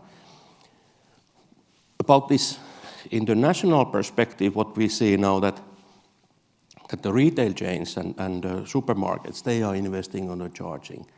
That people don't want to go anymore for so much like a distant location for the charging. They want to have them near the kind of convenience stores, and they are like integrating the charging for their lives. That the charging, it used to be the last corner in an autobahn, and now it's the front door of the supermarket. So it's becoming that trend we see everywhere. It's not in Finland, Norway, UK also, everywhere. That. I think as we're an installation company as well, so we would work with sites to make sure that those particular sites are convenient, safe, and near points where like an entrance or maybe a CCTV camera or something else. And Mobilise actually has run out its own sort of charging stations across France, for instance, where again it's about putting in charging stations with covered areas, with perhaps a coffee area that they can go and sit and have a coffee or work or whatever. It's same as in the UK with GridServe. You have all these hubs now, and I think it is becoming more of the norm. We're not getting just the charging point stuck at the end of the fuel station in the dark, in the middle of the rain. I think people are starting to see it a lot more. As an installation company, we are now very much more aware that actually it is about, as you're going back to this sort of experience thing, actually understanding the experience of the driver, that it's not just about convenience, it's about actually, I'm going to have to sit there for half an hour, so I want to be able to be warm, safe, comfortable, have access to facilities, etc. So, yeah. This is exactly it. When we started Charge Safe, it was really, it must all be the network's fault. And actually, what we've learned in the last 2 years, we're going to be 2 in a week, by the way, is that it's the installers, it's the network providers, it's the hardware manufacturers, it's the landowners, it's everyone has to collectively have these difficult conversations.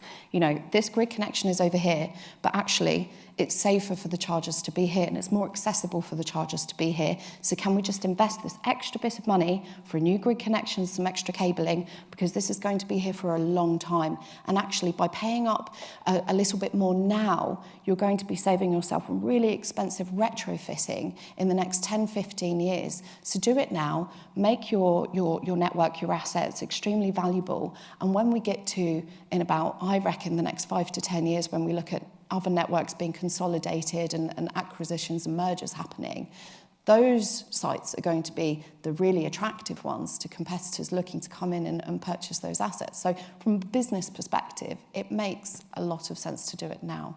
I'd like to come to Georgina on that, actually, given that your installations in France.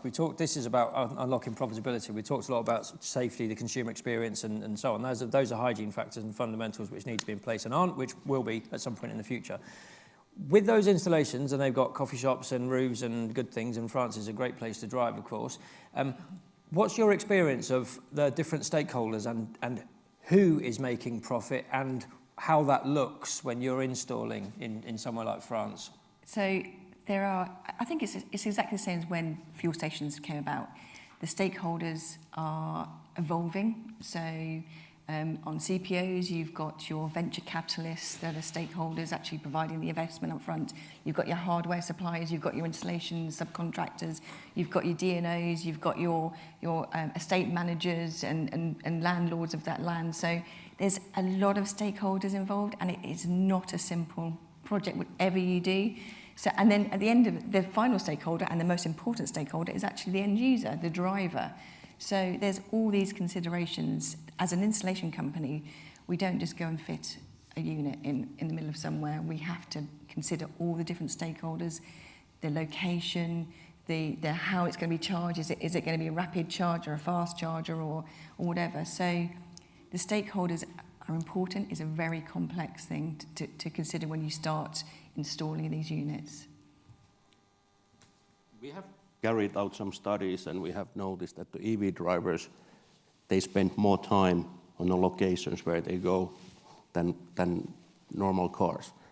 And then also, since EVs are a little bit more expensive at the moment, the people who has an EV, they typically are company cars, so they are a little bit earning more money. So it's a huge attraction for the retail store or convenience store, somewhere to bring these people. So, and spending more time in your location. So you can see that it's an attraction. Is that profit opportunity clear to these different stakeholders, do you think? And if it were, if the answer is no, then if it was, do you think they would maybe run to it a little bit more? Or is this just being driven by the sector, by the charge point operators and so on? It's not clear. This is not a money-making, quick fix, multi-millionaire, industry. This is about providing a service, and I think, there is money. Everybody who works in it has to make money, otherwise not going to do it. But it is driven by investment. It's driven by government policy. It's driven by consumer demand. I think my own personal belief is we should go electric. We have to go electric. And at some point, we've got to, the cost, who makes the money out of it. It's a difficult thing at the moment. It's not big money. We're out there to try and provide this network. And yes, the energy companies are, going to be the main, I think, profit organisations in this particular scenario. But I think generally, we've got to be. It's difficult to actually pin down that profit in those centres. I think it's really important as well to point out that actually nobody's really making any profit right now. There is a lot of investment going into the infrastructure, and just yesterday on LinkedIn I saw a comment saying, but what about all of these greedy CPOs making a ton of money and whacking up their prices? Well, they're not making a ton of money, and actually Gary's covered this in a fantastic podcast, EV Musings, where he discusses the cost to deliver the infrastructure, the unreliability in energy market pricing. All of this stuff has to be factored in, as well as the costs to maintain the units and deliver the background services like administration, payment for transactions, or the staff that are put on by the charge point network operators, as well as rent on the land. That's all costing a lot of money right now. And without the masses of EV drivers on the roads using that infrastructure, it really is just investing in what we can do, and trusting that those customers are going to come in time. These businesses are not making any profit right now, but they stand to in the future. That was going to be the question before we go to questions, actually, was this all sounds very, very complicated. There is profit to be made over a longer term period for lots of different stakeholders, but what's the thing that we need to happen to give people that reassurance? And you've talked about we need more drivers. The cars are coming anyway. There's tons of them coming. There'll be 1 million on the road by the end of this year, and there'll be more next year and so on with the ZEV mandate. That's fine. But what's the thing? Do we need something from elsewhere? Do we need stimulus or incentives to make sure that demand speeds up? What do we think? How do we make that happen so that everybody's got the reassurance to invest and then therefore they can unlock this profit? I think that the countries that have done very well, Norway, Germany, because they've had government direction, they've had government subsidies, and that's actually pushed that industry forward.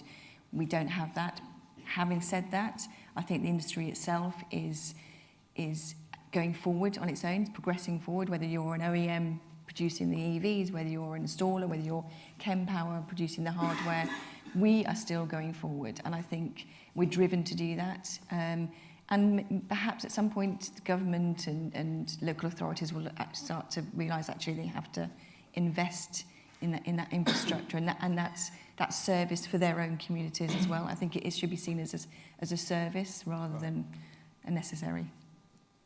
I see that for the public charging, we have all the tools and means already to become profitable, and companies are investing for their future. Where we need the government initiatives now is a truck charging. That will be a very fast change when the trucks are turning electric, and the infrastructure needs to be there that the trucks can come on the roads, and that's where the many countries are now putting the support money, and that's the right thing to do at the moment. So we're probably further away from that here, it feels like, in the UK. I wanted to ask you, you've got successful markets that you referenced up there where there is profitability unlocked in charging. Yeah. How has that worked? Why is that successful in these other countries? The truck? No. When you looked at Norway, charging is profitable for all the different stakeholders. What's the key thing in that? The volume brings the profitability. Right. That certain, when you go up in a volume, certain threshold, then you become profitable. That in the beginning you need to invest on the future and trust that the volume comes there. That's one of the key things. And standardizing, making a packages and simplifying the solution, that's the way. I think it comes down to visibility as well, and controversially what I'm going to ask is that charge point network operators start to really seriously consider putting a sizable marketing budget to one side. I appreciate that comes away from installing and delivering on safe and accessible charge points. However, bear with me, because we've got oil and gas giants that regularly advertise on our TVs and cinema and print.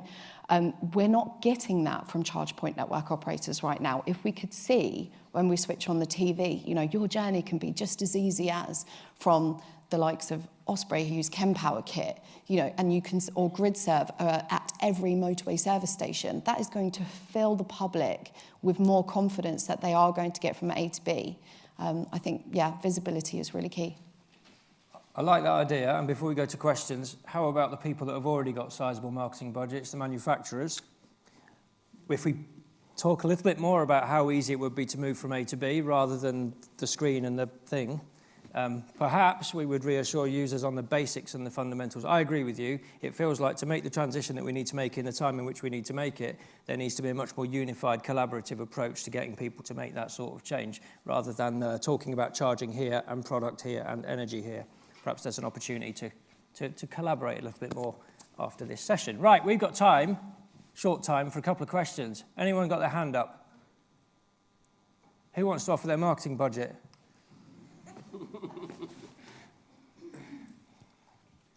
Rolle Nieminen from Kempower UK. This is really aimed at Kate, but obviously Georgina and Jussi, please step in as well. Kate, you have inspected hundreds, if not thousands, of sites, and I know that you don't know the underlying financials of a site, but can you summarize from your experience that what makes a popular site, which then logically is probably also a profitable site? Absolutely. So again, visibility is really key, and thank you for the question. We have witnessed sites at motorway service stations where there are some chargers that are not well lit, and there are other chargers which are well lit, and people are queuing to use the well lit visible chargers, and the unlit chargers are not being used. So lighting could not be any more important. Really light up your sites, because not only does it make the user feel more safe, but it lets people know that the infrastructure is there. So signage, making sure it's really easy to find, that your users aren't having to drive around in circles trying to identify where the charging points are. And then really just super simple things like the handshake, so icons to demonstrate exactly how to initiate a charge, making sure the payment is super accessible, nice, easy, quick tap and go. We don't need 5 different apps. I don't want to tell you what my mother's maiden name is, my dog's date of birth. I just want to tap and I want to go. So yeah, make it really simple, accessible, visible, and inclusive. Question, thank you. Anyone else with a question before we break for your next break? No, that's the cameraman. Sorry. Hello. No more questions. Right, in that case, I would like to ask you to thank the panellists. Thank you very much to Georgina, Kate and Jussi, and please come back in here at noon. Thank you. Thank you. Thank you.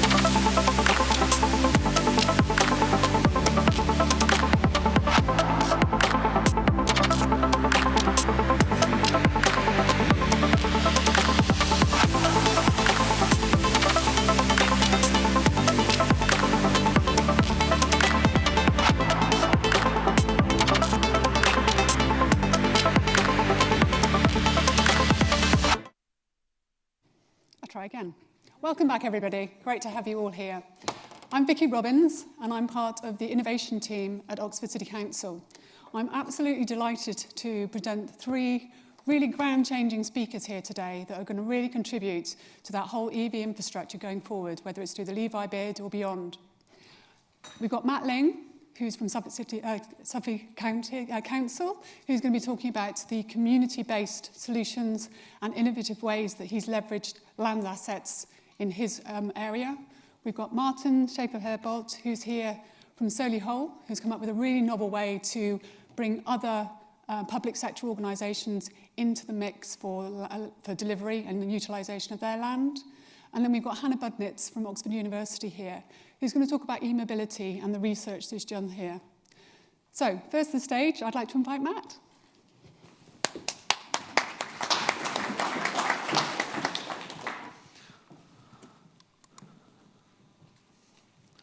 Morning. So my name is Matthew. I'm Suffolk County Council. I wonder how many of you know much about Suffolk. Do you know where it is on the east of England? You know, we are proud that we have the largest container port in the country.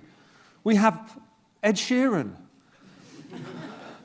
We have Snape Maltings, one of the finest orchestras, performance space that you would ever want.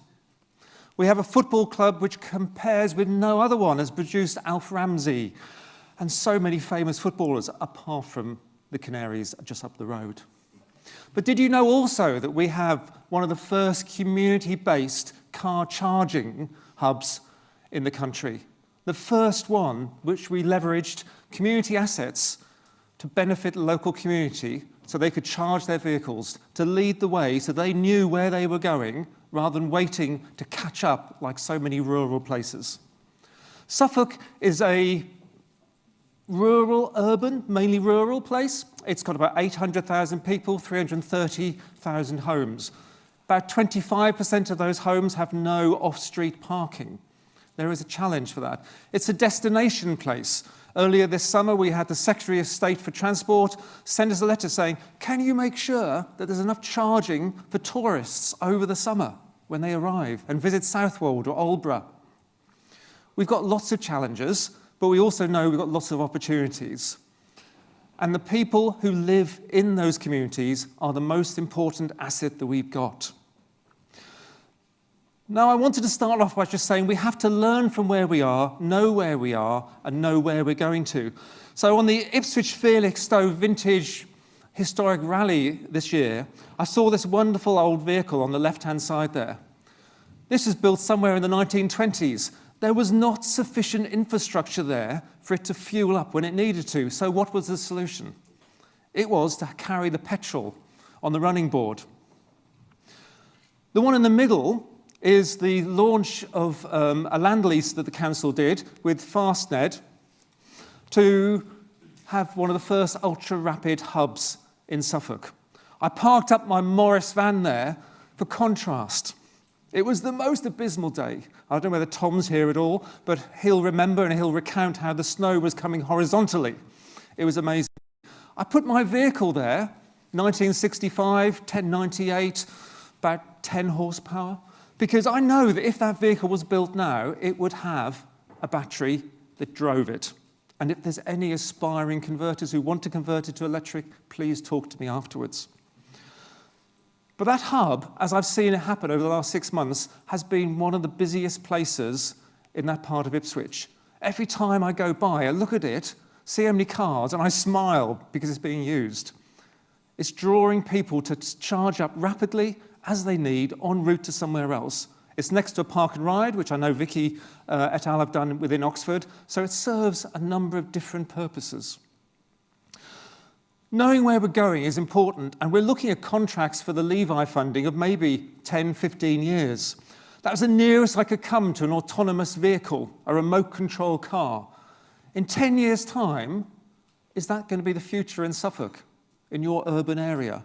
In 15 years' time, what's it going to look like? How do we make sure we have something which is fit for purpose in the future? So as far as a community-based scheme, there's a whole lot of benefits. What we want to do, and what we wanted to do, is to get people involved. So there's ownership locally, so they know the value, so that they can assist with promoting EVs and EV ownership. We may be in a rural area, but connectivity is key. In our urban areas, air quality is a problem. Cost of ownership is an issue. The more rural you are, the more it costs you to get to work.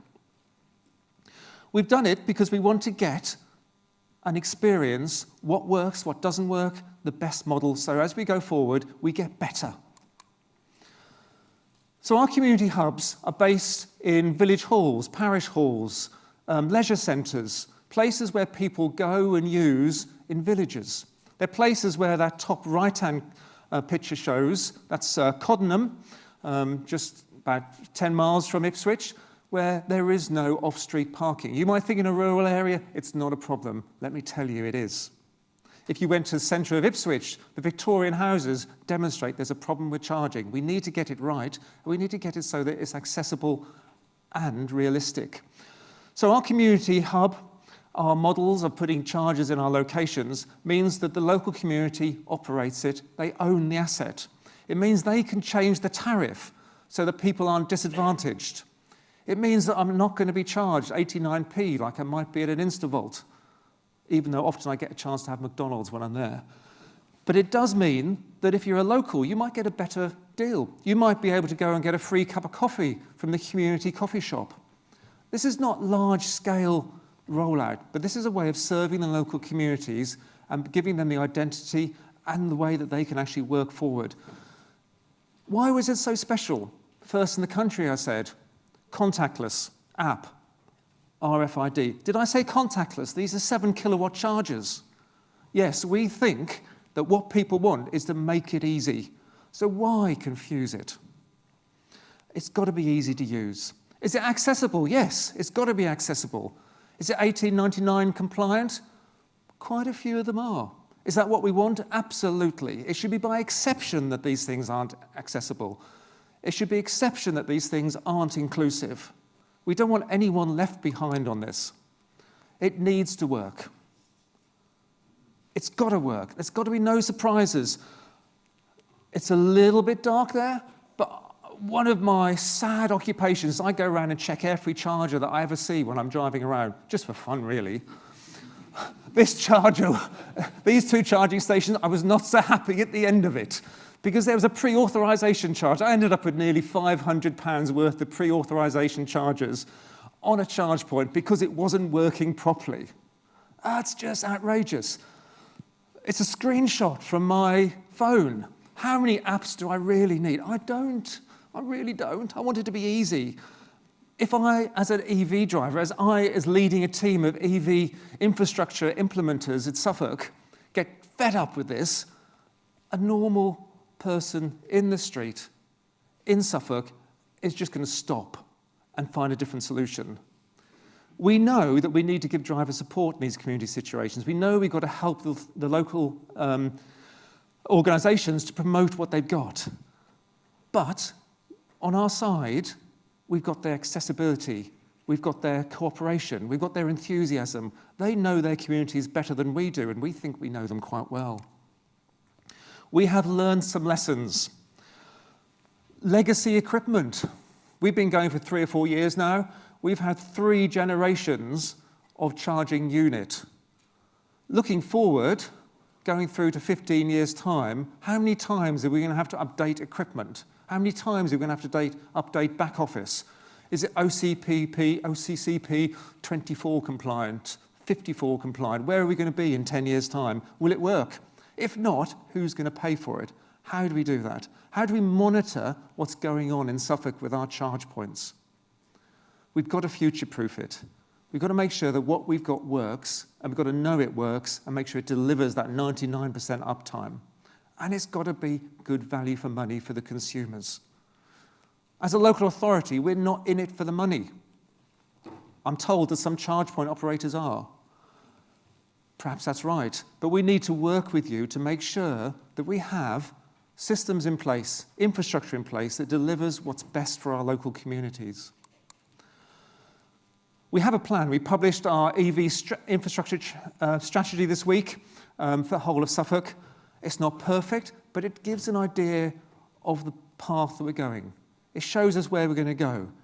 It shows us at the moment that over half the charge points in Suffolk have been put in by local authorities, an investment of something like £500,000 already and more to come. We now have the challenge of our Levi pilot, 1.3 million.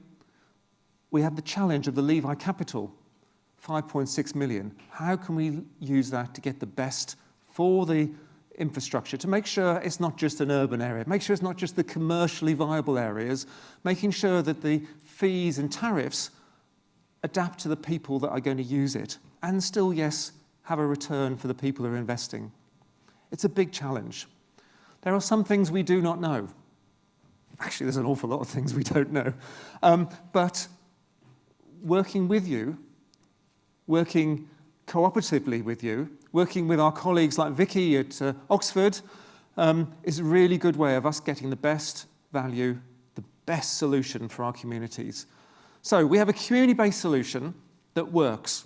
We have a community-based solution which people will turn up at. It's destination charging, yes. It's not the transit charging, but it provides a benefit for the communities, and that's really, really positive. Suffolk aspires to be the greenest county. It aspires to be net zero by 2030. If you want to come and see where Ed Sheeran lives, where the Castle on the Hill song was actually composed, if you want to see John Lennon's bungalow on Shingle Street in the bleak, desolate East Coast from that film Yesterday, if you want to see the largest collection of constables and landscape paintings, you can see them in Suffolk, but you can actually go to Flatford Mill and you can see Willie Lott's cottage. You'll only be able to do it if you help us get the best infrastructure in Suffolk. Why live in London when you can live in the greenest county with a community infrastructure that benefits the people that live there? So, come and work with us, because actually it's better than where you are. There's all sorts of things I could talk about, but the team is really important. So I've got a team of probably 4 people now. I tell them, when they've come on board, they've not known much about EVs. I said, the way to do it is come and play. Take out the Zoe, the ZS, the Teslas. Go and see what it's like. See how difficult it is. I sent 2 of my colleagues up to Harrogate for the Fully Charged show in a Zoe. I hid when I came back.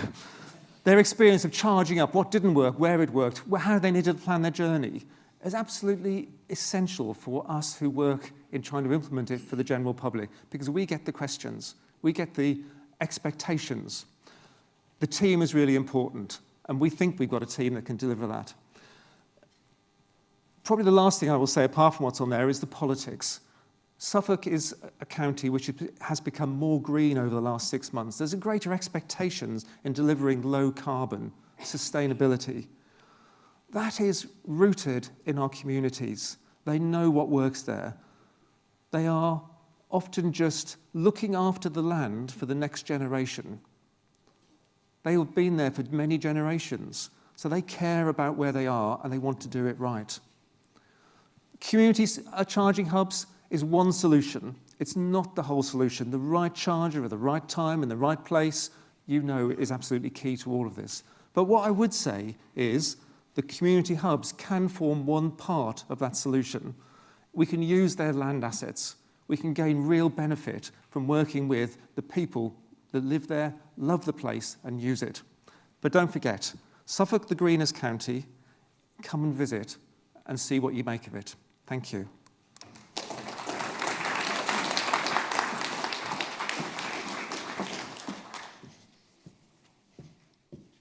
Thanks very much, Matt. I think it's really interesting what he's doing there with the community projects. And it's really interesting, I think, as well about how that local knowledge is driving up utilisation in those charge points, the key points in the whole business case mix. The next person I want to welcome to the stage is Martin Schaefer-Herbold. He's from Solihull Metropolitan Borough Council, and he's come up with a novel way to bring other partners together to leverage wider use of land use for electric vehicle infrastructure. So, Martin, over to you.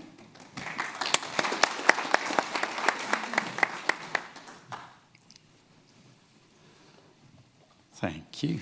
And thanks for entertaining us, Matthew. That was good. So I'm not going to sell Solihull as hard as Suffolk, just to manage expectations.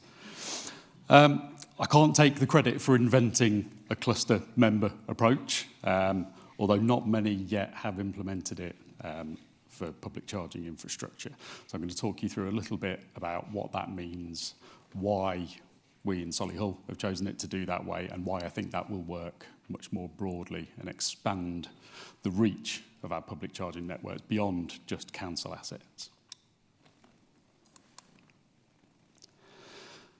So I will talk about Solihull a little bit, but it is only this slide, I promise. So population, just over 200,000, so we are sort of city size, but spread across a 2/3 rural, 1/3 urban and suburban borough.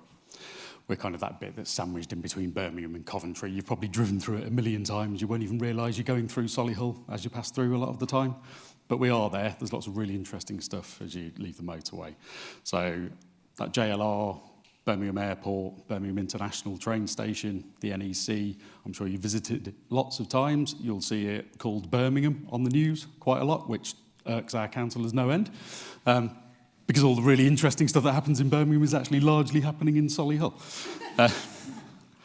But that's where we are. We are right next to them. They're friendly neighbours. We like them, and we are working with them, particularly on our Levi bid coming up in the new year. So I'll talk a little bit about that as we go through.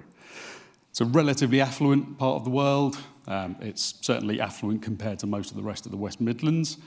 The rate of EV ownership is much higher in Solihull than it is elsewhere, but it's still only sort of 5 or 6%, which is not a big number. It's not a big proportion by any stretch, but when you look at the rest of the West Midlands, you've got boroughs on the other side that are down below 1% EV ownership in terms of total penetration. So we're advanced. Part of that is because we've got a lot of Jaguar Land Rover employees driving I-Paces, but actually that's only a relatively small proportion of the number of EVs on the road. It is to do with that affluence. It's the ability that people have got to be able to park on their driveway, charge on their driveway where it is cheapest. Ideally, that's where most of charging should be done, and we think we need less public charging infrastructure as a result of that than perhaps other areas. So Solihull's never going to be the part of the UK that has the most EV charging. What we're trying to do is make sure we've got the right EV charging in the right place, so that people can use it when they're doing something else. And you're never spending time deliberately charging your car. You're charging your car whilst there's something else to do. It's recently become a requirement, effectively, for local authorities to have an EV strategy. Solihull has had one since 2020. We reviewed that. I joined the council in 2021. We spent a lot of time building up knowledge to really flesh out what that strategy actually meant. So we had a published strategy document that had lots of words in it, and it talked a lot about EVs and how they work and how the technology works and what charging might look like, but it didn't really have an action plan. So it was a strategy in theory, but didn't really lead to anything being delivered. So we reviewed that in 2022 and took a much more delivery-focused approach.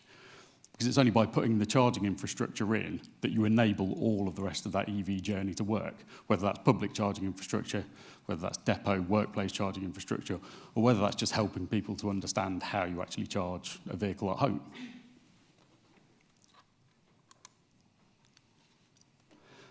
A big part of that piece of work was understanding where the demand would be. It's easy to look at a map and think, okay, there's lots of people that live here, we probably need some charging there. There's not so many people that live here, we probably need less charging there. That's not necessarily how charging demand actually works, really. What you need to understand is how many of those people living in that area can actually charge at home, and we should encourage them where they can potentially put a home EV charge point to put that in place for themselves, or put that in place as part of a package when they buy their car. What we need to fill in as a local authority is those gaps where people don't have the opportunity to do that. So somebody from Field Dynamics in the audience here today, who actually did this modelling exercise with us. So this has helped us to understand at a very, very granular level exactly where those pockets of charging demand are right now, but also ultimately where that charging demand will arise in the future, because there are people that will never be able to charge from their own home. I know we've got a couple of examples of sort of cross-footpath charging channels here today. Actually, that's probably not going to play a very big role somewhere like Solihull, because most of our properties that don't have access to a driveway or a garage are actually recessed way back from the road. So you might have a 10, 15, 20, even 50 metre run before you get to your front door from the street side. So that sort of solution doesn't really work. So we need alternatives that we can bring forward and get the right charging infrastructure still close enough to people, but without necessarily making it as personal as that kind of driveway charging experience might be. Those demand zones aren't a perfect overlay with where we've got our council car parks, but car parks, whether they're owned by the council or not, can play a big part in serving EV charging demand. The street scene in certain areas means it's really difficult to do on-street charging. We've got lots of areas, particularly in the more deprived parts of the borough, where it's virtually impossible to park on street. So you end up with people parking on curbs, parking on patches of grass. You try and persuade a CPO to come and put some charging infrastructure into a location like that. The risk of it being vandalised is quite high. We saw in 2018 when the council tried to roll out a car club in a more deprived part of the borough. The car club was effectively abandoned before it got going because there was so much resistance. This was an EV-only car club that was brought in. The vehicles and the charging infrastructure were vandalised before the car club ever took off because it was the wrong solution in the wrong place at the wrong time. All the right intentions behind it, and actually it was, underneath that, a really good project, and it was the right project to do. It's just some of the decisions that were made in getting to delivery weren't quite right. So we've learnt lessons from that. We've learnt lessons from Oxford and from other councils across the country. And we've tried to implement a strategy that really fills all of the gaps in demand in the places where they actually need filling and sort of prioritise what we deliver on that basis. We did get some funding through the Levi pilot programme. So I know we've got some people from OZEV and DFT here today. And we've got the guys from Cenex who've been really helpful in terms of the information they're able to provide as part of the Levi support body. So you can see on the right-hand side that demand zoning. So there's different colours on there. The purple bits are where there's really high demand for on-street charging or an equivalent to on-street charging. On the left, you can see the locations that we're serving through our Levi pilot programme. That Levi pilot programme will deliver within Solihull, within our own council assets, 157 charge points, mostly in council-owned car parks. There's a little handful in there that are actually on street or in recessed parking bays close to local amenities. And what we've done is leveraged more slow charging into a car park environment than a CPO might offer in that environment themselves. So it's not something that would be immediately commercially obvious as a solution, but we've put them in the places that we've put them, and you can see where that sort of overlaps with some of the purple spots that are on the map on the right-hand side. What we're doing is displacing some of that on-street demand that we know is really difficult to serve with on-street charging infrastructure. And we're pushing that into the car parks. But we're doing that in a way where people aren't going to be punished by having to pay for parking at the same time. So you'll have single transaction. You're paying only once. Contactless payment by default.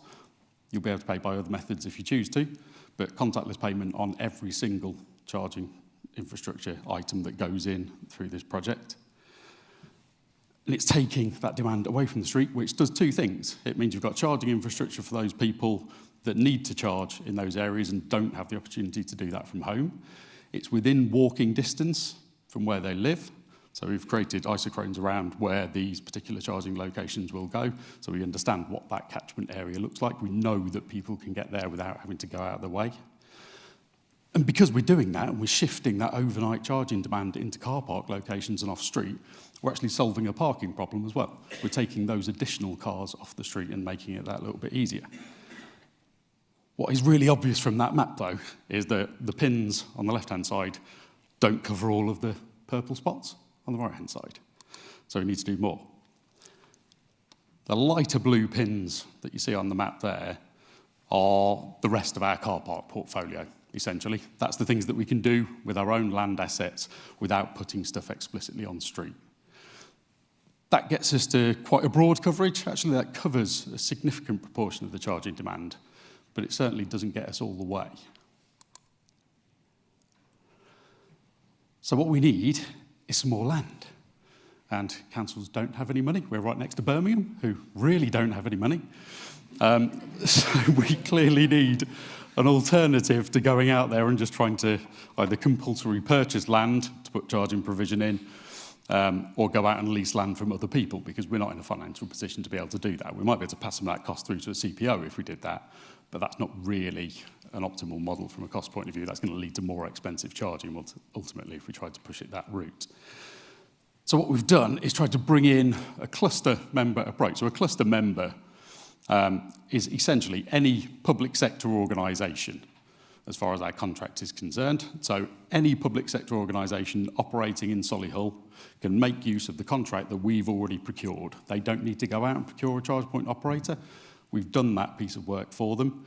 They simply sign a cluster member agreement, a land lease agreement where necessary, append that to the contract, and the charging infrastructure goes in on their site without them having to project manage it.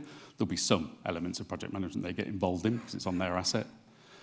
But ultimately, it allows them to benefit from that contract. We'll deal with the contract management, we'll deal with the sort of painful side of it, and this is where local authorities do need to take some of the revenue from charging infrastructure, because we need to cover these sort of overhead type costs for managing it and making sure it can go in the right place. So that essentially is how that structure works. So the council has a contract with the CPO. The cluster member can review that contract. Where it's a parish council, they really don't have any money. They have even less money than councils, borough councils, or tier 1 authorities do. So what we're doing is we're offering, our legal team are offering a service to the parish councils where, using a Chinese wall, somebody that's not been involved in the EV infrastructure side will review the legals on their behalf, give them impartial advice, get them to a point where they can understand and sign up to that cluster member agreement if they choose to do so. They're under no obligation to do so.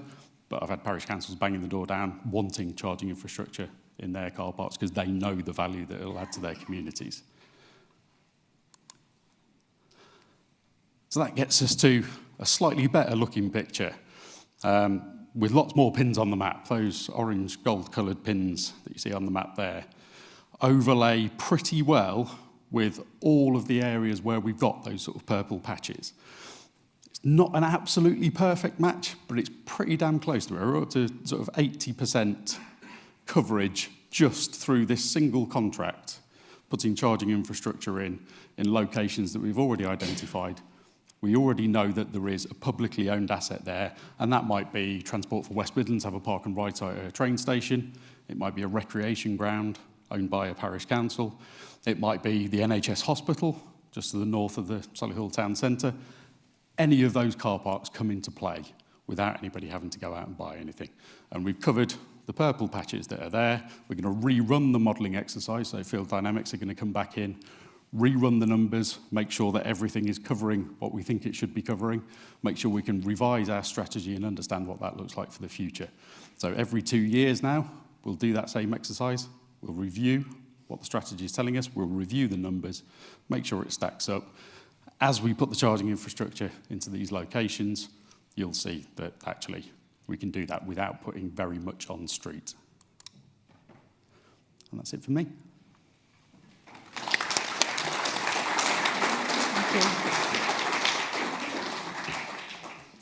We were talking earlier about how we need to have this symbiotic relationship between CPOs and councils, and I think that's the embodiment of it there.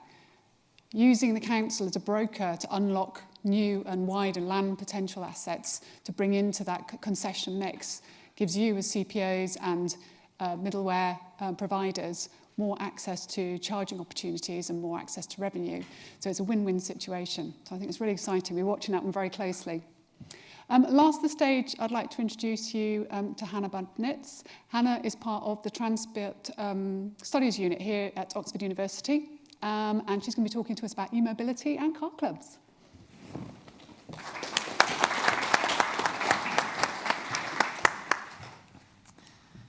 Right, thanks very much.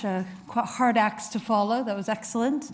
So yeah, I was actually asked initially just to talk about car clubs, but I can't resist talking about some of the wider things that I've learned in 4 years researching in the electric mobility space in my work at the University of Oxford. I have worked a lot in the local area and with some of the players that are here today, because I started on the Park and Charge project, which installed charging hubs in council car parks around the more rural areas of Oxfordshire, and am still involved in that with a car club trial that I'll talk about towards the end of my presentation.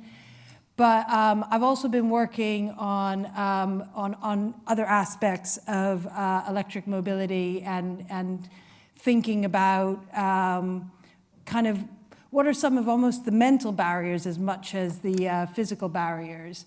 And one thing that kind of comes out is that we need to kind of break down silos. We need to think about electric vehicles in all shapes and sizes. They're not just cars, and they're particularly not just private cars, and really sort of looking at the different opportunities, not just saying, oh, well, my colleague over there that does active travel will deal with e-bikes, and my colleague over there that does public transport will deal with buses. But how can we bring that in, not just for the local governments, but also in terms of our discussions with other parties, people providing energy, people providing infrastructure,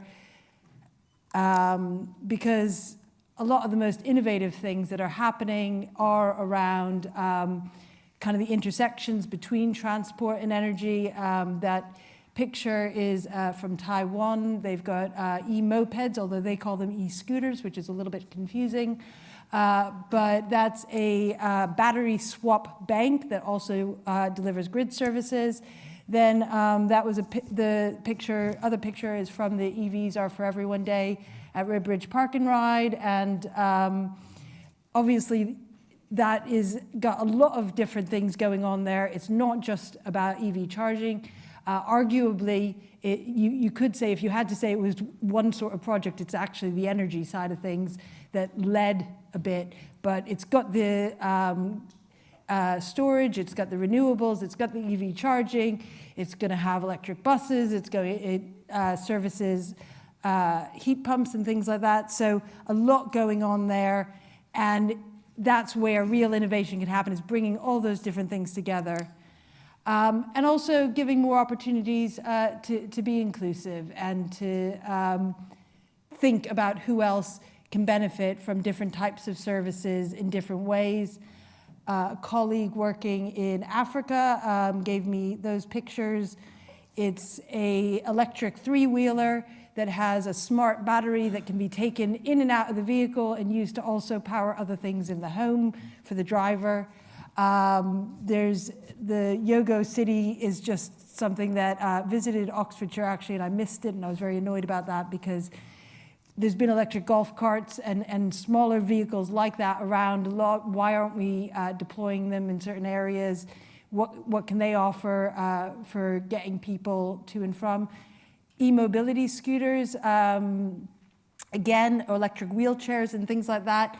They've been around, not really thought about in the same space as electric vehicles and as how we're going to make these services more inclusive or even shared mobility, but it's definitely something that we'd like to see go. So just spent a little bit of time talking about the research project I've been working on for the past couple of years. It's trans-European, so it's not Oxford as our case study here in the UK, it's Bristol, Oslo in Norway, Utrecht in the Netherlands, and Poznan in Poland. And there's research teams in each country, and we've been doing a lot of work both on the policy and governance side, as well as looking at sort of more the demographics and bottom-up perspectives as well. And those cities were chosen. They're very similar in size. They all have big universities as well, which influences not just the fact that we have research teams there, but because obviously we're not in Bristol, but the kind of way it operates. But there are different stages, or supposedly at different stages in the EV transition, but that tends to be focused on private car uptake. So as we dig into it, we find that, for example, in Poland, it's the country is the furthest behind of our four case studies in terms of EV uptake, private EV uptake. And actually, one issue they're addressing there is that countries that are further ahead are selling their old secondhand petrol and diesel cars into Poland. So there's a very big market there for secondhand vehicles. And it ends up being the most polluting vehicles from some of the Western or Northwestern European countries that end up in Poland. So does that mean it's lagging? Well, there's other things going on. And again, thinking more than just vehicles, they have an electric tram system that they've been modernizing. And actually the cities pressured the Polish government to be able to include vehicles that travel by rail as well as on wheels by road to be included in the same funding packages for electric mobility. So things going on there. E-scooters are also taking off all over the place, very popular in Poznan in Poland. Norway, they were at 50% of new cars sold were EVs way back in 2018. So, very often held up as a front runner. And now it's 88%, so almost 90% of private cars sold in Norway are electric, which is great. But it's not quite that simple. There's good news in that it is spilling over into public transport, electrifying ferries and buses in cities. But they're actually struggling to get key user groups. So here in the UK and actually in Poland as well, there's a focus on fleets and electrifying fleet vehicles. And that's actually an area that Norwegian municipalities are struggling to get to electrify and to match up with their zero traffic growth in cities. And what's quite interesting is they, at the moment, don't have the powers to introduce a zero emission zone, but they'd like to, because although they have toll rings that benefit electric vehicles, have a massive discount on, and so, but that's not within the municipality's control. So again, it's kind of thinking about layers of governance and who can match up, say, what a taxi needs for charging in the city with what they pay to get into the city, and kind of create a package for them. In the Netherlands, it's also a very high adoption location. And e-bikes are unsurprisingly extremely popular. What's quite interesting is they've got no e-scooters there, and they briefly had electric mopeds, and those were withdrawn. But despite the fact that there's a very high mode share for people cycling, when you actually look at the kilometers traveled, it's not particularly high. So there is a real need still for other solutions. They've been looking quite a lot at the shared mobility using electric car clubs. And this is in Utrecht, has its own local startup that is using car clubs as with bidirectional charging and renewable energy, sometimes on the building it's charging from if it's in a car park attached to a building. This one isn't. But really looking at the kind of whole ecosystem of sharing the mobility, sharing the energy, and trying to encourage reduced car use and mileage that way. And in Bristol, kind of, again, quite an interesting circumstance for this conference is that they've actually decided to become their own charge point operator, which is obviously quite unusual. So not just contract, but own the assets, they operate them. This causes its own difficulties or challenges, because on the one hand, they want to respond to their residents, they want to meet demand where charging is requested, but on the other hand, they have to actually make a commercial case and be viable as a business. So they might not have to make a profit, but they need to wash their face in terms of putting those charge points out there and operating them. They also run different electric vehicle loan schemes that go across multiple vehicle types so that businesses can try out what type is best for them before they decide to invest in their fleets. They have recently changed their e-scooter operator. So their e-scooter trial is the most popular within the UK trials out of the 50 odd that went forward over the last few years. And now they've changed operator from Void to Tier, and part of that new contract is e-bikes. So it'll be interesting to see how that takes off. Literally started a few weeks ago. And what was quite interesting is I did a bit of a comparison with their electric car clubs that they have in Bristol, with electric car clubs in Oxfordshire. And in Oxford City, electric car clubs are much more popular if people can get hold of them. So kind of people book them further in advance, people use them more than the non-electric car clubs in the city, whereas in Bristol it was about the same. So kind of what does that say about the market and things like that. So some really interesting lessons coming forward. So going into the electric car clubs more specifically, you know, why should we be really thinking this through? Well, I don't know how many people have read through the entire zero-emission vehicle mandate, but car clubs have been included, which we think, for those of us researching in it, and it's great news. As Louise said this morning, we want to see not every petrol or diesel car being replaced with an electric car. We want to see 1 to at least 10. I think she said 10, but at least we want to reduce that down. And car clubs, Como UK is the shared mobility charity that has run a really fantastic survey for years now. And the most recent one shows that they replaced 22 private vehicles. And they really encourage car-light lifestyles. But there's kind of a big question mark around whether they can do that outside urban areas that have public transport, that have those other choices. There's not a lot of research on it. There is a Dutch study that showed that it was quite rare to find car clubs outside urban areas, and that it was more peer-to-peer, and the peer-to-peer didn't have that much effect on car ownership. Whereas car clubs, you know, can, in the UK, just again, a bit of analysis that I did, that where there are car clubs, where I had the data to say there's car clubs in areas that are less dense and have higher car ownership, generally speaking, the car clubs do have an effect on vehicle ownership. So some exciting potential there. So getting on to the trial here in Oxfordshire, these are mainly in the park and charge hubs as well as at Redbridge. So these are mainly in smaller towns, market towns, and even villages. And it was agreed between Oxfordshire County Council and the car club operators that they'd take the risk of putting a car there as long as there was the space and the charge point available, and we would run it for a year and see how it was going.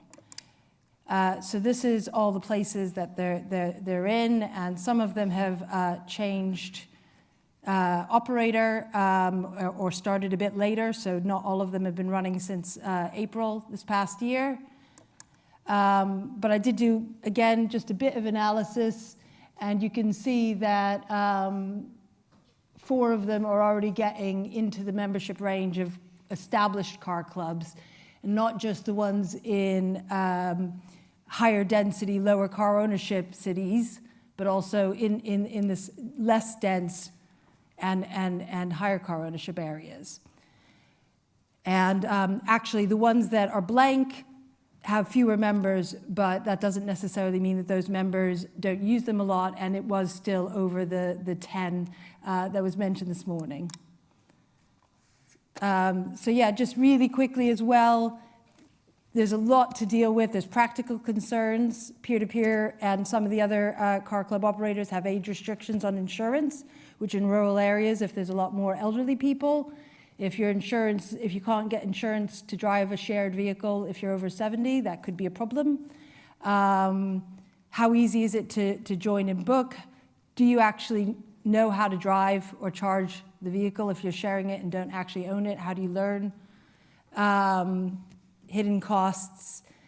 But we have been finding that making EVs available does make car clubs more attractive, particularly here in Oxfordshire, where EVs are so widespread. That there is an interest with that centrally run rather than peer-to-peer, and that community involvement can raise awareness, but not necessarily use. So that's a kind of tricky one to unpick, potentially. And that's it.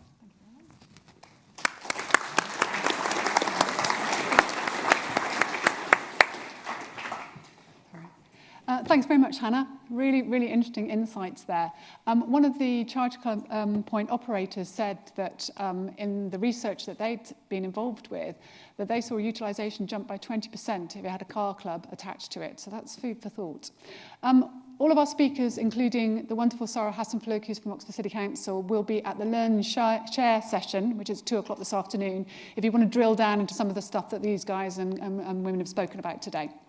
Over to Aid. Thank you.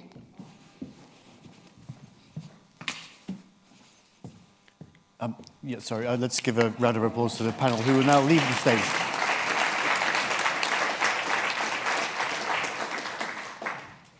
Thanks very much. We'll conclude with our final keynote of the morning. 6 years ago, I took a call on the way back from Sainsbury's one afternoon from a man whose name I'd never heard of before, but I've subsequently not forgotten.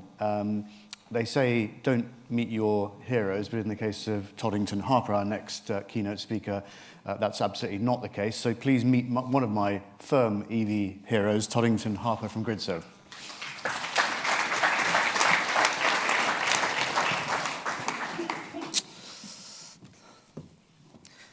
You are too kind, Aid. It's great to be here. And thank you for giving me the opportunity to present what was a concept for this in 2018.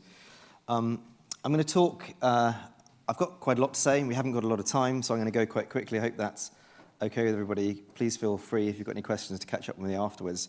I'm going to talk a bit about why it is that we do what we do. I'm going to talk about what collectively we need to achieve within the timeframes that we have available to us. And then I'm going to talk a bit about how we're doing what we do and how we can collectively deliver what's absolutely essential that we do. So GreenTV are we call ourselves a tech-enabled sustainable energy business with the purpose of delivering sustainable energy on the speed and scale required to move the needle on climate change. But what does that actually mean? So if you imagine the need to keep 1.5 degrees alive as a temperature gauge, and you can see where the needle's pointed at 1.5 degrees. Well, at the moment, we're sailing way past that. And so what we are trying to do as an organisation is ensure that we keep emissions within 1.5 degrees of warming. Now, that's not working very well for us collectively, as I'm sure we're aware. And in March this year, and really people need to be talking more about this, the IPCC, the body of scientists who've been studying climate science for the last 35 years, has delivered what they call their final warning. Act now, or it's too late. In fact, the Secretary General of the UN said this report, the synthesis report, is a clarion call to massively fast-track climate efforts by every country and every sector on every time frame. Our world needs climate action on all fronts, everything, everywhere, all at once. I don't think there can be a clearer warning than the Secretary General of the UN. Now we've all heard and we all know that climate temperature changes over time. So this is a graph that I was provided by one of the scientists from the IPCC that shows over the last 800,000 years, temperatures do change. They change every 100,000 years or so in line with natural cycles of the Earth and the fact that the Earth is actually on an angle.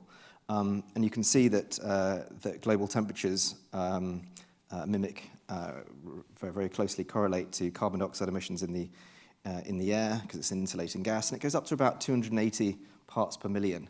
And there's lots of people out there, lots of skeptics now, in fact, increasingly empowered skeptics who say, oh, it's nonsense, it's natural cycles.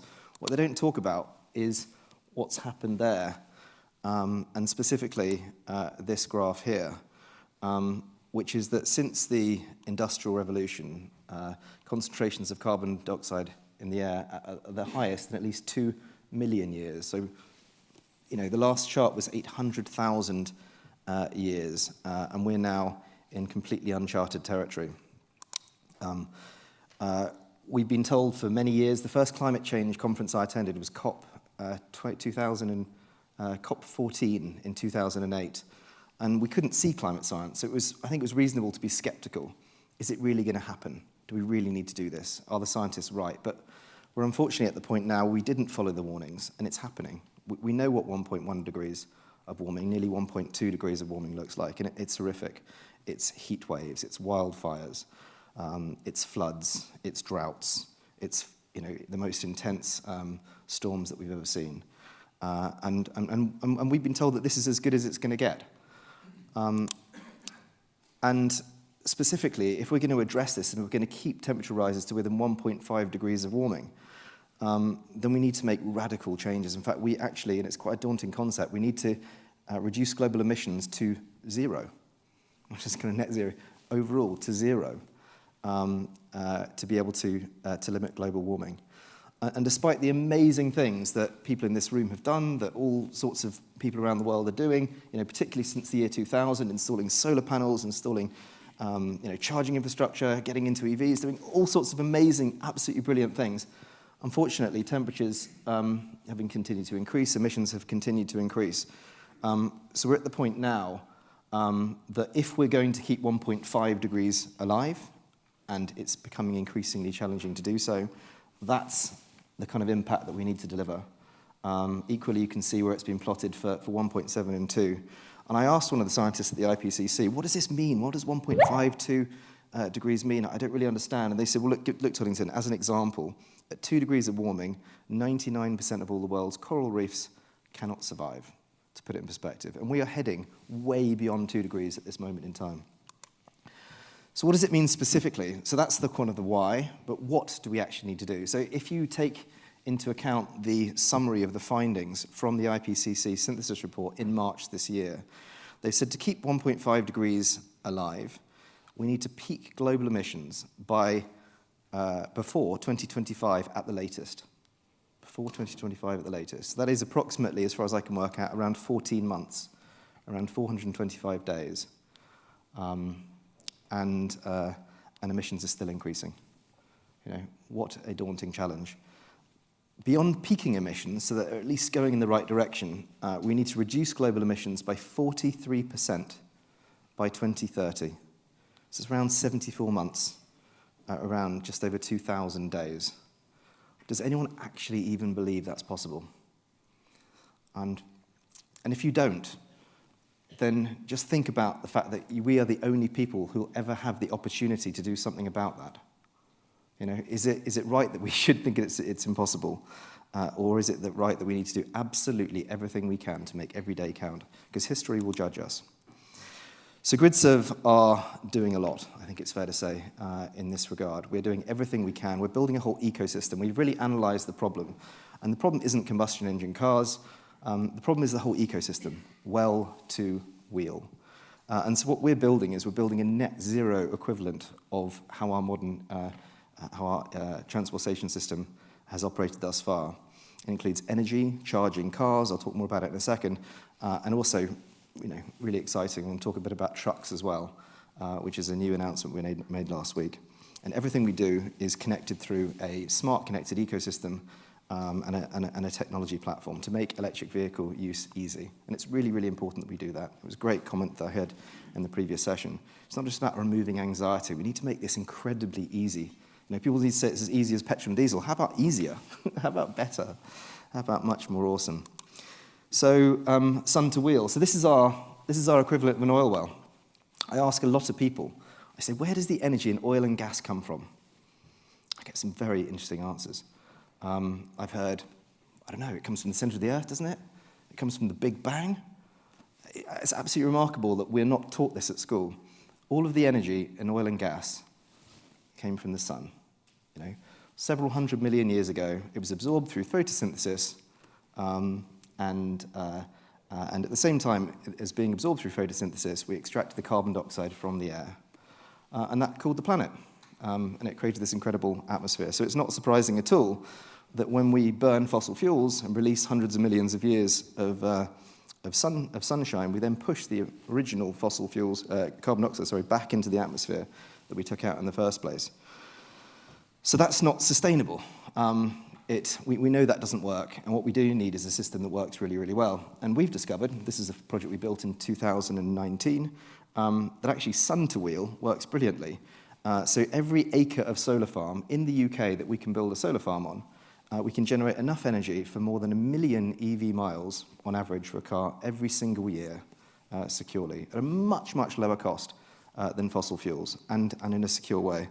Isn't that freaking awesome? And we can also turn that land into a nature sanctuary to protect species, because in addition to climate change, humanity has wiped out 70% of the world's wildlife we've lost as a planet in the last 50 years, according to the World Wildlife Fund for Nature.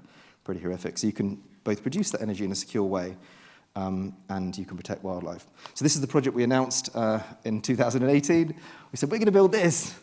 What I didn't realise is that I think pretty much half of the people listening thought I was talking absolute nonsense and thought, who is that crazy dude? You're never going to build that, surely. We did. We're about to build another one like this at Stevenage. We've also subsequently built other electric forecourts like this at Norwich. We are about to open another one at Gatwick. We've got about 30 sites in development as well at various stages behind this. We were planning on building more forecourts at the time, but we then acquired the electric highway and decided that what was really needed to accelerate and give people confidence was to really focus on putting charging infrastructure across the motorway network. So we've been building electric super hubs with absolute incredible pace, as fast as we possibly can. We've actually opened 6 new electric super hubs this month alone, and we're just on it. And that's absolutely essential. So more is needed and it needs to be done faster, but we've raised the money. We've got an amazing, amazing team, and we're delivering at incredible scale. We're also delivering innovative solutions as well. This project has 6 high-power chargers, but only 100 kilowatt grid connection. So we had to integrate batteries, solar, and a number of other technologies as well. But this is cool too. I've sat in so many seminars over so many years. Prior to GridServe, I built a company called Belectric, the UK arm of a large solar business. Prior to that, I built various sustainable energy businesses. One of them was a hydrogen business. And I've heard so many people saying that electric heavy goods vehicles won't work, it's not possible, and just all of the different reasons why. Well, electric vehicles, heavy vehicles will work, and thanks to this absolutely incredible consortium that we put together, backed by the British government, who've been absolutely awesome. You know, British government helped us. For all the flack that people give the government, I'm certainly not in that category. That electric forecourt at Braintree was supported by the government, and that allowed us to build subsequent projects without the requirement for subsidy. Similarly, we've been awarded an absolutely fantastic grant together with this consortium to deliver well over 100 electric trucks. And this will just be the start of building a network that's needed to be delivered within the timeframes required to meet the government's targets. And here's a short video about that. Hopefully this will work when I push this button.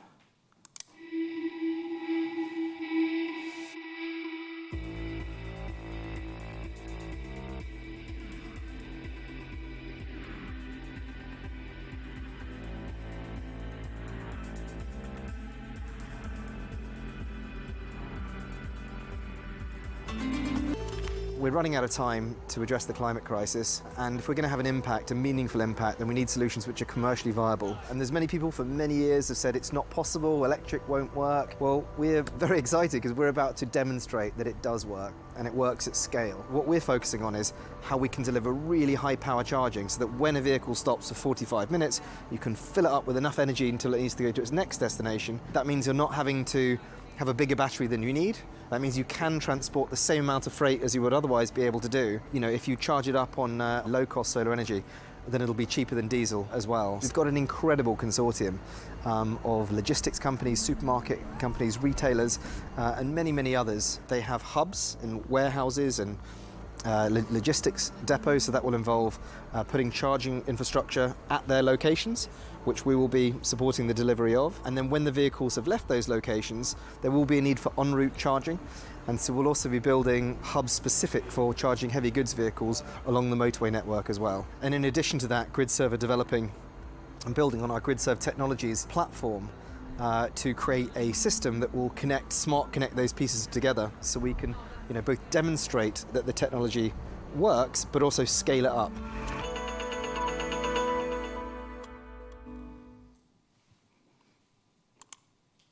It's coming. So how are we going to make it work? Not just on a demonstrations scale, but in a meaningful scale to address the climate crisis. So what's the goal? I think that's important to firstly establish. Well, the goal that we have is how can we make electric heavy goods vehicles as easy and convenient to use as diesel with a lower overall cost. If we can't make the overall cost lower, it's going to be a constant uphill battle. So we think we can achieve that with five objectives. Actually, the first three are the really important ones. We need to make it easy. Making it easy is to ensure that we've got the right charging solutions in the right locations. So we have minimum 350 kilowatt chargers. The maths is fantastic with the EHGVs, because 1 kilowatt hour gives you roughly 1 mile, so 350 kilowatt charger will give you roughly 350 miles in an hour. We also have megawatt chargers that we're trialing as well, so they can supply up to 1,000 miles in an hour. So that's going to be pretty awesome. So we need to make it easy in terms of charging for mid-power chargers and high-power chargers. We need to provide really incredible journey planning solutions so that the vehicles don't have to wait for charging times, ideally, or they're minimized. We need to charge these vehicles with incredibly low cost, secure renewable energy, and that's obviously something that we're working on too. And those three, we believe, will allow us to get to a point where we can make electric heavy goods vehicles compete with diesel.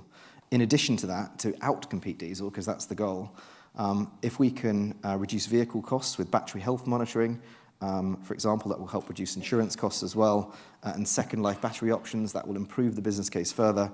And there's actually, got to leave something for next time, Aid. There's a few pieces of secret sauce on top of that that we're going to bring into the mix on top. So very, very excited about that. Okay, I'll be wrapping up in just a second, but nothing of what we do works without people turning up to charge electric cars. So I guess this is my other ask to everyone in this room. So who in this room has an electric car? Okay, that's pretty awesome. So that means there's other people waiting to be awesome as well. So, and I'm sure we all know people who aren't yet in that awesome category. It's super important. So we can do stuff like this, like put this infrastructure in, but it only works if people go out there and they get electric vehicles. So people can get electric vehicles from us. We built in a vehicle leasing business to make it easy. They can get from other people. We don't really mind, but it's really, really important. So please, please, anyone who hasn't got an electric car, fully understand the point about not just adding more cars to the road, but if you have the opportunity to make the transition, please do, because that's ultimately what's most important. So, wrapping this up, I thought I'd wrap it up with a couple of reflections. So, climate change, as I've again really brought people's attention to, isn't waiting for us, and I guess the pun intended is we all need to charge. Not just the vehicles, but in terms of how we approach this. We are sleepwalking into the climate crisis, and we will be judged by future generations, and it's now, it's measured in days in terms of how we need to respond to this. And to give you an example about how GridServe have responded to it, so on the right-hand side, that's our charging network. We have built that charging network in less than 3 years. So every single one of those chargers is a new charger. It's either a medium power charger or a high power charger or an electric forecourt, and it has not been straightforward. Every single time we have tried to do something, we've been hit with a variety of obstacles, barriers, etc. And one of my favorite kind of sayings, if you like, which I'd like to share with you, for those people who don't know me very well, is that if you believe that what you're doing is the right thing to do, then also believe that no does not mean no. It just means you haven't got to yes yet. And it's actually extremely unlikely that someone can give you more than 7 reasons to say no. So if you've got to reason number 5 and you would otherwise be really depressed, this is never going to work, I'm never going to get there, it's not going to happen, but you have an understanding that at 7 you're going to get the yes, then actually you're very close to where you need to be. And that's absolutely essential, because if we're going to overcome the obstacles that are in front of us, and there are a huge number of them, then we need to be absolutely determined, and we need to really push through, and we need to make incredible progress every day. I think that's particularly important as our industry needs to get back on the front foot. I say back on the front foot because about 9 months ago, EVs were pretty popular. The media was pretty positive about electric vehicles. Fossil fuel companies were not pushing a narrative of both and. People were prioritizing the need to transition, and it doesn't really feel like that at the moment. There's a lot of negativity coming out of the media. A lot of it sounds like it's funded, and the best way to address that is to push back, is to get electric cars, is to tell people how awesome electric vehicles are. Is to, if you're a CPO, actually deliver awesome charging experiences. Just make this easy for people. And it's really, really important that we do all get on the front foot, because this is on our watch, collectively. 425 days to peak global emissions to have any chance of keeping 1.5 degrees alive. And with that in mind, we as GridServe are building a business not just for us, but actually to accelerate the transition. So everything we're doing, we're building as a platform for partnership. So if there are people out there that want some of that, want to understand how we do what we do, want to work out how to accelerate what we do, want to work out how to raise the sort of funding that we've been able to raise, we'll be delighted to have a conversation with you, because really we just want to help accelerate things. We need to make every single day count. So thank you. That's what I've got to say.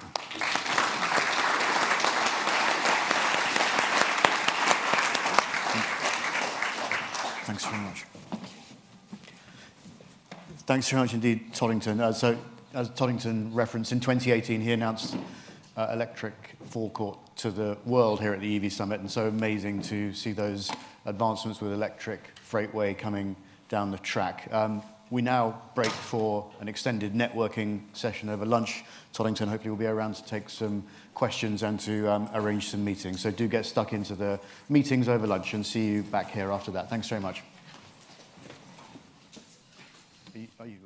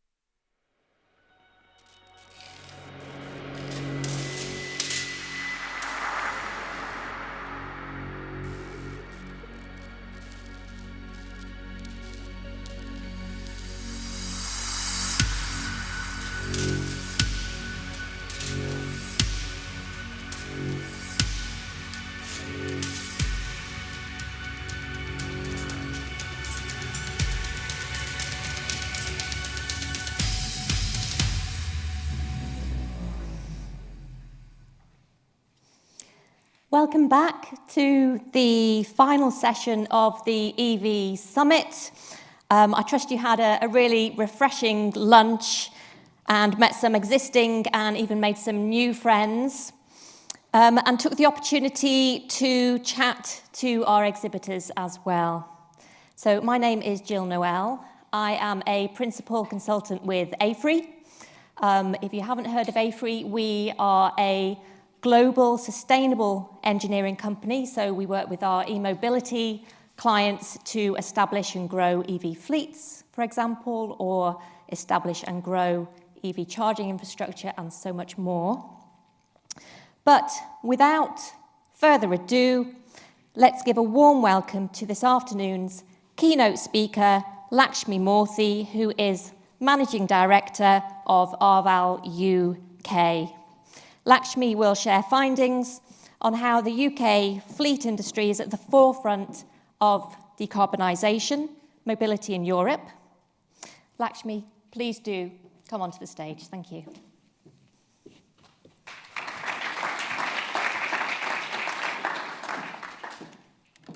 Thanks, Jill, and good afternoon to all of you. Just after lunch on day 2 probably is not the best slot, so let's see if I can keep you awake for the next few minutes. So my name's Lakshmi Murthy. I'm the UK MD and CEO of Arval. Now, Arval is a vehicle leasing business. We're present in 28 countries, and we're part of the BNP Paribas group.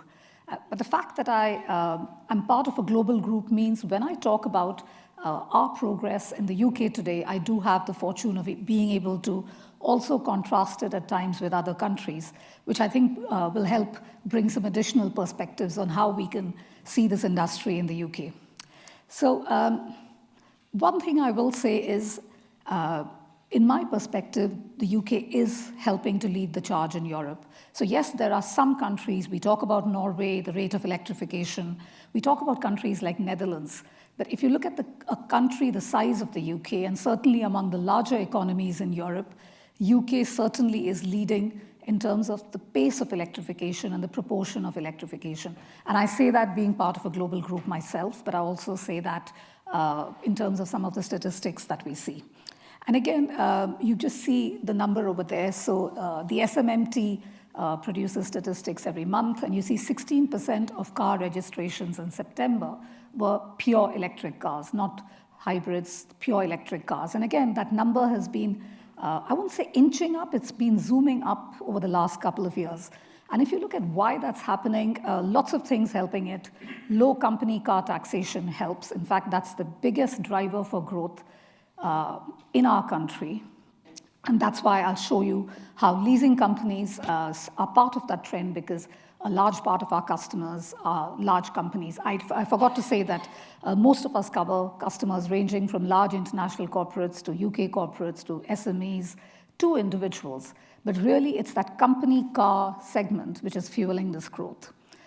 We did have that announcement a few weeks ago with the delay in the deadline of the ICE ban. Yes, it created a lot of news. Personally, I'm convinced and I'm optimistic that the momentum we have in the UK will continue, largely undeterred. It's not the deadline that was driving this pace of adoption. It's actually incentives and taxation. So frankly, if we can sustain those, if we can protect those, then I see no reason for the pace of electrification in the UK to stop. And then lots of other initiatives going on. Clean air zones. Again, if you live in London, then you know how you don't have to pay congestion charge. There are councils which offer free or almost free charging for electric vehicles. So every day, more and more people are trying these technologies and finding they work for them. And of course, very, very important, whenever we talk about adoption, it's about how easy is it for the consumer to adopt. This is where the range of options, the choice of vehicles going up is great. And we don't just have the conventional, large German or French car makers. You have Chinese OEMs, lots of them coming from Asia, lots of them pure EVs. And again, that fuels the space of adoption because there's more choice across all price segments. And then last, but certainly not the least, ease of charging. And I know we've spoken about charging, we'll speak a lot more later this afternoon, but 43% more charge points in the UK compared to last year. Is that enough? Do we need more? Of course, we need more. But the point is, we are on a certain journey, a journey of adoption, and we think that will continue. Now, I said that the fleet industry is helping to play a key part. And on the left, you see the leasing industry accounts for 29% of total SMMT new car registrations. But if you look at electric cars, the proportion is 60%. That means the pure retail registrations, private registrations, are running very low. Why? A, taxation, so there's not much incentive for them. But also, again, companies can do lots of things to educate and drive adoption, which as an individual, you may be less inclined to make that jump. So again, the fleet industry making a huge role in this electrification pace. And on the right, you see some statistics for Arval in the UK. I'll call out a couple of things. 53% of our new car registrations now are pure battery electric, 53%. So again, a huge momentum towards electrification. And that wasn't driven by the deadline. That's driven by A, incentives, and B, making it easy for users to switch to this new technology. And then the other statistic I'll call out is salary sacrifice. So we have in the UK a very advantageous scheme for you as an employee to take an electric car via your employer. And again, you get it for around half the rental that you'd get as a private buyer. And again, 88% of the cars over there are electric. So lots of things working together to drive the space. Now, what are we doing as an industry, but also as Arval? I think the most important thing here to call out is innovation. It's about making sure that we design products and solutions that make it easy for people to switch. I was at an industry event and we had somebody from the infrastructure bank who basically said, we all love the planet, but we don't make the switch unless it's convenient. A few people do who are committed and convinced, but the majority of us want to do the right thing, but we're not going to do the right thing if it's difficult for us. And this is where I think innovation plays a big part for companies like ours to help this adoption. So charging is a big need, it's a big issue. And again, whenever we sell an electric car, when we lease an electric car, we offer solutions, both whether you were an individual leasing in your own right, but also if you're a company on leasing, on charging options and solutions. Electrification is not only about cars. So we'll talk about vans later, where actually the news is not that good. But there are new assets, new vehicles coming to the market, which come together to provide sustainable mobility. So you see the strange and beautiful vehicle at the bottom, that's actually an e-cargo bike, critical for last mile delivery in a large city. Again, if you're in a congested city with congestion charge, you can get up to your van up to a certain point in the city, and after that you switch to one of these and you do the last mile delivery. And we have a couple of large logistics companies who take this from us. But again, it's lots of other things we can do as well. Used EV leasing. We all know electric cars today are relatively expensive compared to an ICE car. And if we don't have offers for people to take used cars, the risk we run is that electric vehicles becomes the privilege of the few who can afford it. So we see used electric vehicle leasing as a big lever to democratize access to EVs and make it available to a wider population segment. And last but not the least, sometimes when rational things don't work, emotional things help. So the picture you see over there is a bunch of our colleagues planting trees in Oxfordshire, because one of the things we have is we have a promise about one electrified vehicle, one tree. So what we promise is for every EV that we lease, we'll either plant or help regenerate a tree. Now, that's not the only reason somebody is going to switch. But again, it gives one more reason for switching, because we know people who use EVs do it for rational reasons, but some of them also do it for emotional reasons. So innovation and helping people to make that switch easily is a big part of what we do. And I think it's a big part of what we in the UK should continue to focus on. The other really big thing is awareness and education. Like anything, we have some early adopters, and the more we can get them to talk about their experiences and for them to share their views, positive and negative, to be honest, we need every perspective. It helps the others get onto that journey. So we do encourage and we do a lot of this. So we have large companies who have leased electric cars, have used it for their drivers, and we encourage them to share it via case studies with other companies. We fund research. So I said vans is not a very good rate of adoption. And when it comes to vans, people are worried about what towing, the load they carry, etc. What's the impact on the performance of a van? So vans have more specific needs than cars, of course. So again, we did some research on this to show that what impact it has and what are the ways in which you can drive your van to minimize loss in electric car range. We do papers, etc. But the most important thing on the bottom right is peer-to-peer learning. So we had an event recently at our offices in Wiltshire where we got our used car buyers together and we showed them electric cars because lots of them are selling these cars but have never driven it themselves. And we basically did a bit of a ride and learn session, allowed them to share their views, etc. Because I'm convinced if we can do that, it'll help everybody understand what's the right vehicle for their journey. There is no one-size-fits-all, and this is where it's important that companies, drivers select the right vehicle for their journey. And if you do that, I'm convinced that there is an electric vehicle for everybody, almost everybody. Now, there are some challenges as well that we need to overcome as an industry. And again, this is what we're talking about within leasing. Charging, lots of progress, but we need to do even more. It's got to be accessible, so things like vans, somebody who's towing something, has specific needs in terms of the space for charging. But also, it's got to be accessible at the right price. Because again, if we don't have charging that's economical enough, the average person on the street will not switch. Used electric car values, we need them to be stable, because as leasing companies, if we don't have a stable used car market, not only does it stop us from offering attractive rentals, but more importantly, as I said, it means there is no market for used EVs for people who can't afford a new EV. So we see a robust, thriving used EV market as critical for the UK economy as a whole. And then finally, it's spurring on innovation in all shapes and formats, whether it's battery investments, whether it's charging investments, payments. There's a lot of ancillary services that go along with making the EV adoption easier, and we need to focus on these as well. And then my last point, and this is about what can we as an industry, so all of us here, leasecos, charge point operators, car manufacturers, all of us together, I think, have a huge role we can play. The biggest one is about educating and creating awareness about how the journey to electrification is not painful, doesn't need to be painful. We've had some EV bashing in the press recently, and it's important, again, that we bust some of these myths, share experiences, positive and negative, where they're relevant. But again, try and show that this journey to electrification is not difficult.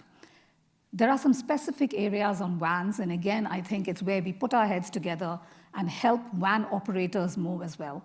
Because if the average white van man continues driving a polluting van, that's not good for us. So we need to help every kind of customer make that transition. And again, like I said, we did some research to help people choose the right van, the right way to drive a van, etc. And then the last thing that I will talk about is electrification is one thing.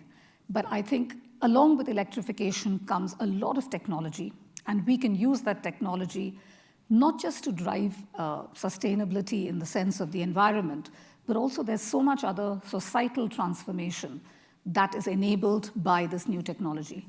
So for example, if you look at safety, a lot of the new cars today, especially electric cars, have very high specs and come with a whole lot of safety features.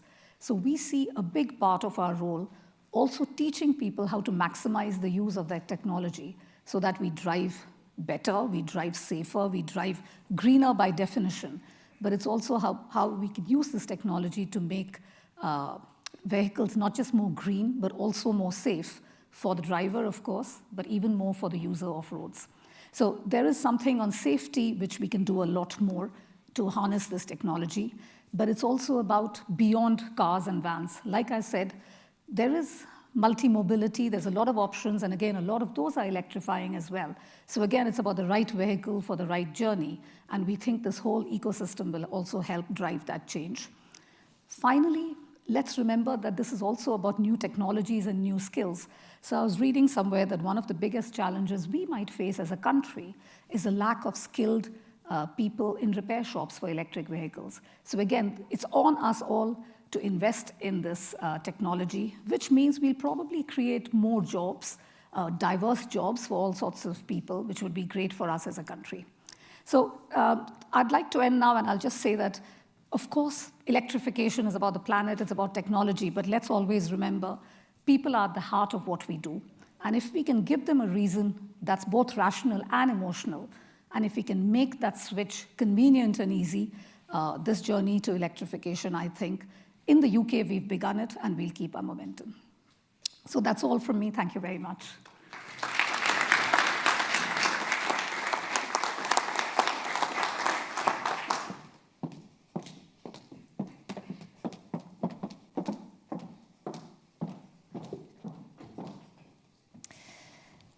Thank you so much, Lakshmi. It's really quite remarkable to learn about all the significant steps being taken to position the UK as a pioneer in the decarbonisation of transport, setting an example for other European nations to follow. So I'm very excited now. I would like to introduce our concluding panel for the 2023 EV Summit in partnership with Electric Drives, which is currently tracking as the fastest growing transport channel on LinkedIn. So well done, Aid and team. So with our final panel then, we'll build upon the valuable learnings we've gathered across the 2 days of the EV Summit, and we'll provide a really in-depth review of the current state of the UK's EV landscape, covering aspects such as technology, sustainability, availability, and of course, policy. I would now like to invite our esteemed speakers for this session to join me on the stage.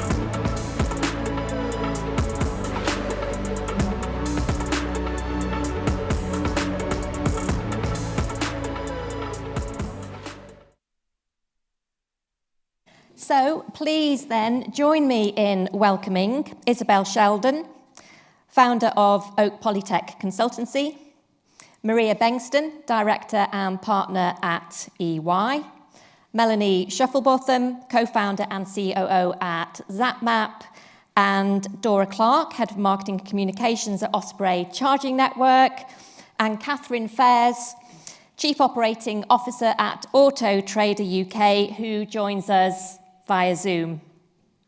And just a note to our audience, please can you dream up your juiciest questions for once we've spoken to the panel to really stimulate a great debate. That would be fabulous.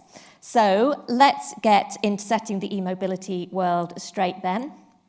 Catherine from Auto Trader, joining us online. May I turn to you first? So for our first question, since 2030 became 2035, as we are all very aware, so Auto Trader Insights shows that the in-market buyers haven't been put off, but actually those who weren't interested are now even less interested, and that's certainly what I'm picking up anecdotally as well. So, Catherine, what are the key actions we can take to help those who are sitting on the fence?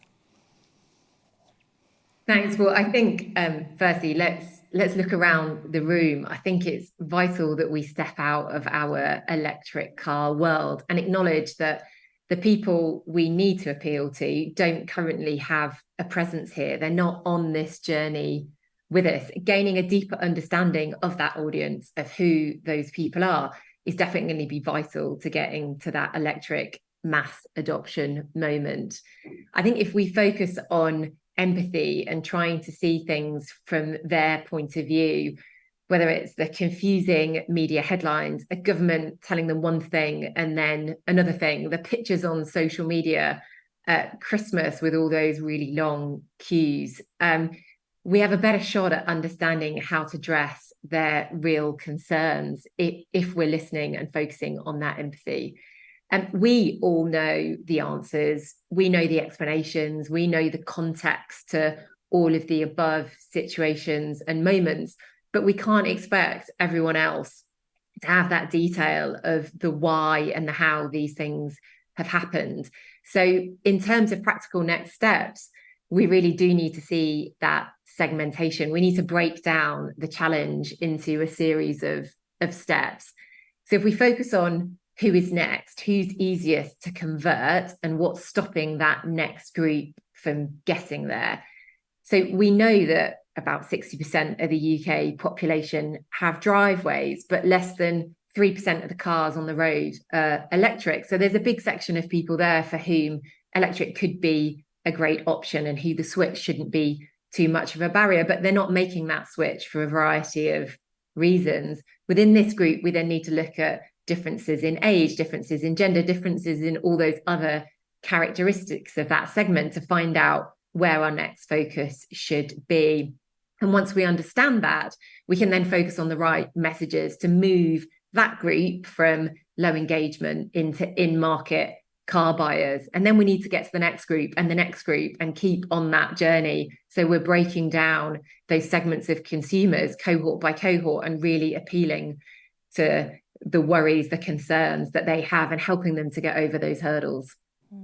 Thank you, Catherine. I really, really like what you say about empathy there. I think that's such a great point to make. So Isabel, then, turning to you, do we see a difference between company sales versus consumer? We heard a little bit about this actually from Lakshmi, didn't we? Yes, we did. I mean, from Marvel, you can see that they're doing, particularly fantastically as far as those fleet sales is concerned. And I think, the right driver for that was the salary sacrifice schemes, where people can see a clear benefit. They're saving 40% because the money comes out before tax. The benefit in kind this year, I think, is 2%. Would that be right? Yeah. So the cost negative for owning an electric vehicle, if you're doing a salary sacrifice, is just not there. You may as well have one. It's probably about as inexpensive as using a petrol or a diesel car. But when we come to the buying public, there's no incentive for them to go out there and buy an electric vehicle at the moment, apart from saving the environment and having lower running costs. The actual price of the vehicle is off-putting. So we've got a bit of a price problem. And that comes from two reasons. One, we're all going into car showrooms and we're buying electric vehicles that we want to give 350, 400 miles range, when in reality, we probably only drive 20 or 30 miles a day. So number one, why are we doing that? Is there a maturity point in the market coming that's going to say people are going to go in and understand their daily requirements and they're going to buy a car that's suitable for those requirements?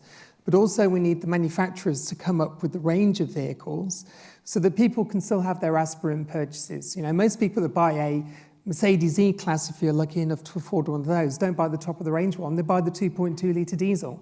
It's a lot harder to do that in the electric vehicle range where you've probably only got 2 or 3 models to choose from.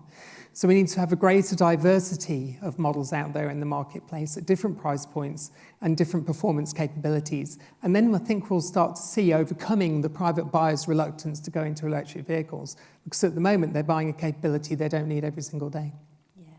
Yeah, great points there. Thank you, Isabel. And Dora, coming to you first then. So what role does charging infrastructure play in enabling EV uptake and getting those sort of consumers over that EV fence? So I think the point around the range is really interesting, because if you have confidence in recharging quickly and recharging when you need to, then that range concern about needing 350 miles, maybe that helps that shift with what you might be looking to buy when you walk into that showroom. And I think then to Catherine's point, we can say as Osprey, we've doubled the size of the network this year. We all know that maybe in this room, but people out there don't know that, and why should they if they haven't got an EV yet? So I think it is about trying to reach those people beyond beyond people already on the journey, or beyond people who maybe have that interest in sustainability, and giving them confidence in charging. We started working with Instagram influencers, which is quite fun, and definitely gets us beyond the kind of echo chamber maybe that we might talk to in other places. So yeah, I think the confidence is super important for charging. And I think Melanie probably has some of the stats, but it's all about trying to reach beyond those initial audiences that we might have had so far. Yeah, perfect. Thank you so much, Dora. Melanie? You know I like the stats. Yeah, I mean, I think there's no question that charging charging infrastructure is one of the key barriers, because it always comes out in the surveys. I mean, Rishi even mentioned it in his speech, lack of charging infrastructure. And I guess I got sort of 3 points on that. So, firstly on the en route network, then a bit about at home, and then sort of consumer experience, which is real and lived. So firstly on the en route charging, which is what most people kind of consider that to be the kind of, especially people who don't have an EV, be the key types of charging. And I think it is a good news story. I mean, this time there's now around 10,000 devices. This time last year, there were 43% increase in rapid/ultra rapid charges in the last year. I mean, that's a good news story. And there's definitely a shift towards these high-powered charging. So we're moving from the 50 kilowatt chargers to the 150, 300, 350. You heard Toddington, he's going up to megawatt charging. There's a massive great shift there. And I think in parallel to that, the good thing is that people kind of know what consumers want in en route charging. They know they want reliable, they typically want hubs, so that they can go somewhere and find not just one charger, they can feel confident. And again, in the hubs, we've seen a huge increase. This time last year, there were 96 hubs, which we define as 6 or more rapid or ultra rapid chargers. Now there's over 200, and that's excluding the Tesla network. So it's a massive increase, and of those, only 50 are, in fact, interestingly, at motorway services. So the other 150 hubs, they're at, they're like the Salmon's Leap hub down in Devon, or they're one of the GridServe forecourts in Norwich, or the NEC Solihull hub up in the Midlands. So that's really coming. I think the second point is on, we talked a lot today about those people who don't have off-street parking. There was a really good session with the local authorities earlier about, what do we do about this issue? And I think, there's no question there is an issue there. There's a lot of local authorities who haven't yet engaged for various different reasons. There's lots of really good exemplars. I mean, we've heard from Oxford City Council, we heard from Solihull, we heard from Suffolk, all different models. And I think part of the challenge is that there's not a perfect one-size-fits-all at the local area. So people have got to work through these issues. But with the Levi Fund, with lots of data helping people make decisions, I think that is getting better. And then my third point on this, I think, is all around the consumer experience. So, the reality is that there's a lot of people who have an amazing charging experience. And when we see hundreds of thousand charges go through ZapMap every single month, there's hundreds and thousands of happy chargers. But there is a subset of people who are not happy. They find a charge point that's not reliable. There are networks that are still not reliable enough. So it's incredibly important that as we think about the tech and the people, that we make sure we think about the consumer experience. And I'm hoping that the public charge point regulations are going to make a good start to that. Thank you so much, Melanie. I'm continually disappointed with public charging infrastructure purely because I rarely need to use it, and I want to use it more, because my car's got a range of 280 miles, which is more than enough to get to most of my destinations. And then generally, when I get to where I'm going, I just charge for a few hours, and there you go. But anyway, right. Next question then. So as we know, the 2030 deadline has shifted. However, there are other policies in place. We have the zero emission vehicle mandate coming in next year. We have the rules of origin as well under the EU-UK trade deal, where I believe that as of the 1st of January next year, unless the deadline is shifted out, then a 10% tariff will be imposed on electric vehicles unless more than 45% of components are sourced in the EU or the UK. So that could pose a challenge and impact costs. So Maria, to you first, what are your thoughts on other policies at play? So I think fundamentally it's unhelpful. I would at least go that far, perhaps even further, but it is unhelpful that on the one hand side, general public, and as much as I would like to join in with the optimism from Lakshmi and others around how we're already on this journey, etc., I do think that the overall message is we can all sit still, there's no urgency here, let's just wait and see. That is what I think is being conveyed from the government, at the same time as putting in the ZEV mandate, making a massive financial incentive for the OEMs to really accelerate the rollout of EVs, and to do that what we've seen with the salary sacrifice scheme and other incentives is that if you have those positive messages, you can see results, but that's not going to be enough to take the next step.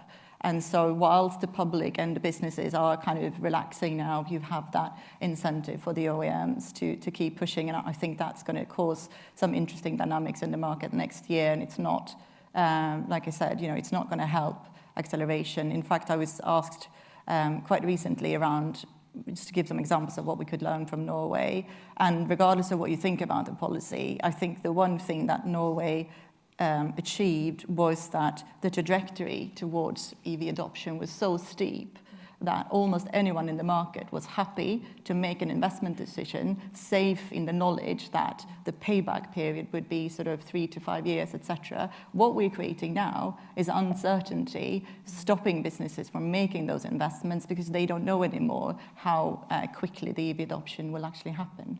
Yeah, thanks, Maria. And of course, we hear so much, or we have heard so much in the media about shifting back the date to 2035. We have heard less about the ZEV mandate, which is actually a real positive. Isabel, your thoughts, please. Yeah, I think the ZEV mandate is really going to be the driver. I think pushing the banning of non-plug-ins, because don't forget it's not an internal combustion engine ban in 2030 as was. It was everything fundamentally had to have a plug or it had to be powered by hydrogen. So that included plug-in hybrids. So we've now pushed that date back to 2035, which means internal combustion engines and hybrids are now allowed until 2035. But we've still got the 22% ZEV mandate. So that's really going to be the driver that's going to be interesting. And I think it's really interesting that you mentioned about the rules of origin requirement. I was actually one of the people that was consulted when those numbers were being discussed around the time of the TCA being put in place. And really that was in there to make sure that we put a bit of a ring fence around Europe as far as the electric vehicle industry is concerned, so that we weren't importing cathode active materials, anode active materials, and some of the componentry like foils 100% from abroad. That would encourage manufacturing to come into Europe and into the UK, and then there'd be a tariff-free trade between the two. So the rules of origin were put in place for a very good reason. And we had no diagonal accumulation, which meant that even if we had a free trade agreement with Japan, which we do now, we couldn't import into Japan and then export to Europe and have that classified as local content. So a really well thought out piece of legislation to put a ring fence around the UK and Europe. But unfortunately, that needed to come with an industrial strategy to make sure the incentive was there for business to invest in the EV supply chain. And that didn't happen. We really sat back on our backsides and did nothing about that. So we had the legislation, but no industrial strategy to drive industry towards that point. So what's going to happen? We're going to just import electric vehicles from outside of the European Union and outside of the UK, and you're starting to see a lot of Chinese vehicles coming in now. We can't blame the Chinese for this. We let them into the WTO in the early 2000s, and half the world pitched up and said, can you make that cheaper for me? And of course the Chinese said, yes, of course we can. So they became the industrial engine of the world, of the global economy. But really, if we want to start to break that and we want to make sure that we have value add for our economies, we have jobs, we have product that actually gets made locally, that conforms to rules of origin, we really need to get governments on board. And it shouldn't always be about subsidies. Subsidies are distorting. They make us make some decisions that we wouldn't do if we had a free market in front of us and we had lots of freedom to choose. But unfortunately, we don't live in that world. We have areas of the world that have high rates of subsidies, like the US with the IRA. The Chinese had a very long-term view, had a 20-year view of the battery industry going back 15 years, so I'm not surprised where we are now. But within Europe, we seem to be well behind the curve on providing those incentives for industry. And at the end of the day, we can't just sell finance and insurance to each other forever. We have to create national income from industry. We have to make things to sell to our people and to export to other regions, and that's how we get the income that we need to live our lives. So a big gap in policy at the moment, and that really does need to be filled. Thanks, Isabel. That's really fascinating insight. I'm going to move on to the next question, if I may. We've got a couple to go through, and I do want to take questions from the audience as well. So thinking about cost, so how does cost factor in then?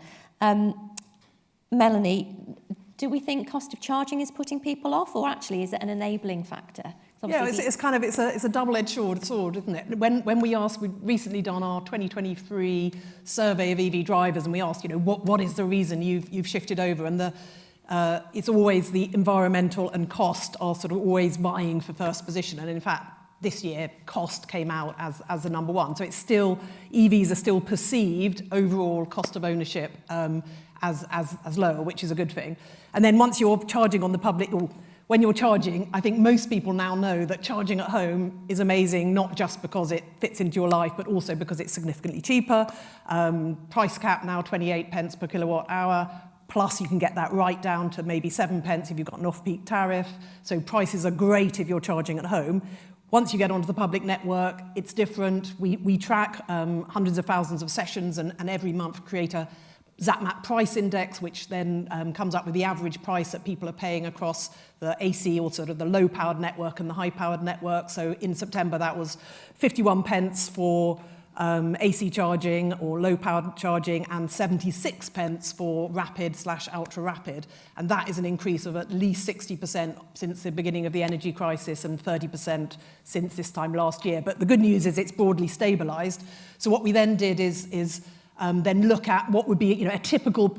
So we already know home charging, people who are charging at home, they are happy. But what about people who have a sort of a maybe 80% at home, 20%, or people who are just charging on the public network, 20% on ultra rapids, 80% on some kind of destination charger. And overall, they're spending around 16 pence per mile, which is broadly equates to the same price for petrol and diesel.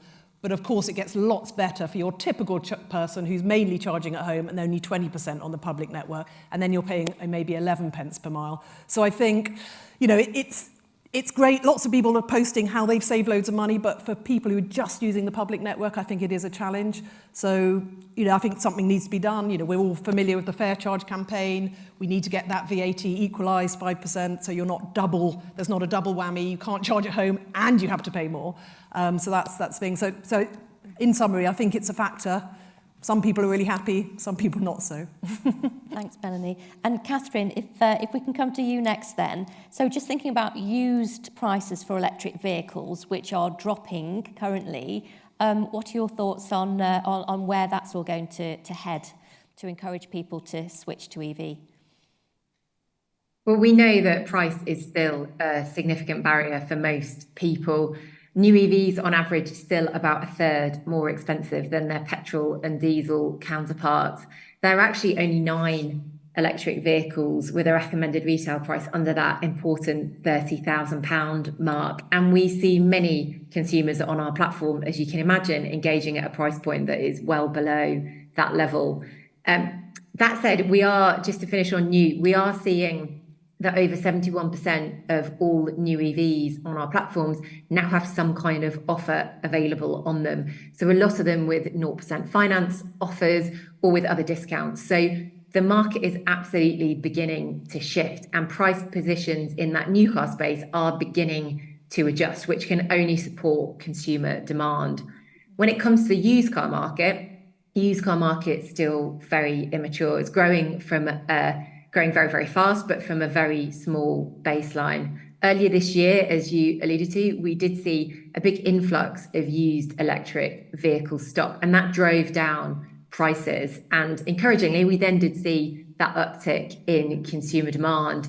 Actually, in August of this year, used electric prices were down over 20% year on year, and many makes and models are now achieving price parity with their petrol and diesel equivalents. Used EVs, that means, are now some of actually the fastest selling cars that we see on Auto Trader, because that pricing has corrected and we're reaching that point of parity. I think this is all positive for consumers. As consumer demand grows, the more consumers we know that experience the product, the more we will keep gaining momentum, because we know that consumers who do experience the product, who experience the whole ownership experience of an EV, are very unlikely to ever go back to owning a petrol or diesel vehicle. Thank you, Catherine. And I think on the used EV point, then, the vast majority of people in the UK actually buy used cars, don't they, rather than buy new anyway. So that feels like really good news. Maria, just what about fleet then? Fleet transition, how's cost impacting transition for fleets? So I think the fleets area is where obviously the most complexity is in terms of moving from an ICE vehicle to electric. And I think as part of that kind of overall cost, a lot of people, even though we do have stats around how prices are moving, etc., I think a lot of businesses still consider EVs to be considerably more expensive, especially if you move up the sizes. Obviously, the heavier trucks are indeed much, much more expensive. But I think as part of the transition and as part of moving to EVs, the key bit for me is around understanding how you make that transition and making your business more efficient as you go along. I think those of us who are in the industry already, we know the efficiency that you can create by moving to electric in terms of the utilization of the vehicles, the routes, how you actually operate them, etc. And this is where a lot of the financial case can actually be made. But I think a lot of businesses are still stuck in this kind of, this is how we operate the vehicles now. We have 500 vehicles. We need to switch to 500 electric vehicles. That's going to cost us that much kind of list price. And this is how we're going to have to operate them. There's going to cost us more. We're going to have to install charging infrastructure, all of that stuff. So I think that sort of enablement of and facilitation of that journey is going to be quite important to get those businesses to want to transition. Yeah, that makes perfect sense. Thank you, Maria. So I'm going to skip to the final question here, and this is a quick fire round. It's turned into a quick fire round, okay, because we don't have much time. So in about 10 words or less, I'll start with you, Isabel. What are your predictions for next year when it comes to electric vehicle adoption? So I think that we have a number of problems we've got to address. Yeah, so we have a supply chain problem, we have a price problem, and we have a localization problem. And I really do hope that we start to, in this country, probably as we change government, change to a different view of the marketplace, different view of industry and how that needs to respond. Because I'd like to see more electric vehicles built here in the UK and the supply chains that feed them. Brilliant, thank you, Isabel. Catherine, over to you. About 10 words or less. So I think we're at risk of losing momentum. The naysayers have been emboldened by the delay that we've seen. So we need a joint movement. We need to not stop talking as individual stakeholders, but just as the negative side of the debate seem to have got together and formed their own joint movement to address people's fears, we need to start forming our own. This is a big shift in technology and product for consumers, and we need to work together to help them go on the journey and overcome that. Perfect. Thank you so much, Catherine. Maria? I think to maybe take a slightly different angle. So I think we're going to go from what used to be, shortages of electric vehicles, people having to sign up, getting deliveries in 12 months, etc. I think next year with the ZEV mandate, to the extent that product is available, we're going to see much more of a push from OEMs. So dynamics in the market is going to change entirely. So I expect a lot of what Catherine was saying around price differences, offers on EVs in terms of upfront discounts, all of that stuff. I think that we're going to see a lot more of that next year. Brilliant. Thank you, Maria. Melanie? I think we all know what we need to do. We talk about it all the time. So to me, 2024 is about execute, and just get it done. Yeah, lots more chargers. Yeah, more chargers. Lots more chargers. No, I was going to say actually confidence, I think, confidence in charging. We've got consumer regulations coming in specifically around the consumer experience of charging, which I think whilst networks like Osprey already hit those things, again, we need people to have the confidence and the trust that that is happening across the board. And so having something that is official, that is a regulation makes a lot of sense there. And that convenience that I think fitting into a lifestyle that Auto Trader, your insights often talk about, people sit on that fence or they think, oh, this isn't going to fit into my lifestyle. I think hopefully, and feels like almost every year we say this, right? This is the year. But that word confidence in EV being something that whether you're a private driver and you don't have home charging right through to a fleet driver who maybe pays for your own charging because you have your own small business, that all those people can have confidence in the product and in the charging. And I think to do that, it's all about then that collaboration that all of us in this room have to have, and so that we're keeping the ecosystem that allows all those different consumers to see the convenience. We're creating that for them. Perfect. Thank you so much, Dora. So I think we have time for about one question, maybe two if we're super quick. So a mic will come round if you want to raise your hand, and if you could give your name and who you work for, that would be wonderful. First question, yes. For me, I mean, I've been driving, done about 12,000 miles in the last year, I suppose, in an EV, just started, I suppose. It's just maybe about trying to get a more joined up charging experience between different providers, where you're having to go and download an app for a particular network, then you go to another, charge up again, you're downloading another one.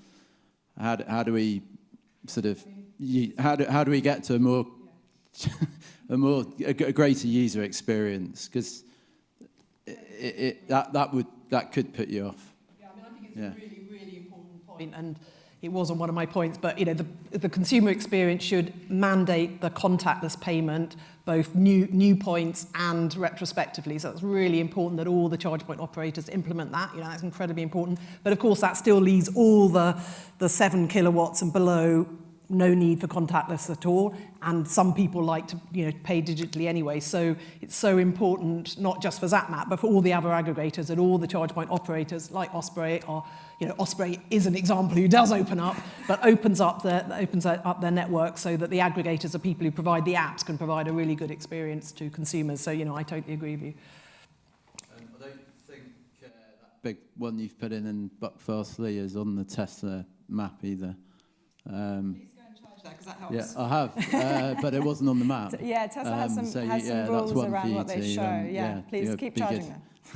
And it will magically appear. Thought I'd mention that. Okay. Thank you. Thank you. Thanks so much. Okay, so I'm going to bring this session to a close then. We are a little bit out of time. But a big thank you to our panellists for this fantastic session. And thank you, of course, to Catherine as well, joining us online. And thank you to you, our audience, both in person and remote, for such an energised debate. In a world where misinformation often clouds the EV revolution, as we all know too well, it's really refreshing to hear from experts who shed light on what is really a promising and bright future for e-mobility.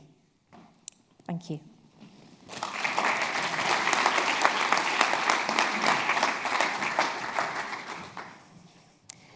So, I'm already really looking forward to the 2024 EV Summit, which returns here to the SAI Business School in June next year. So, summer event next year, fabulous.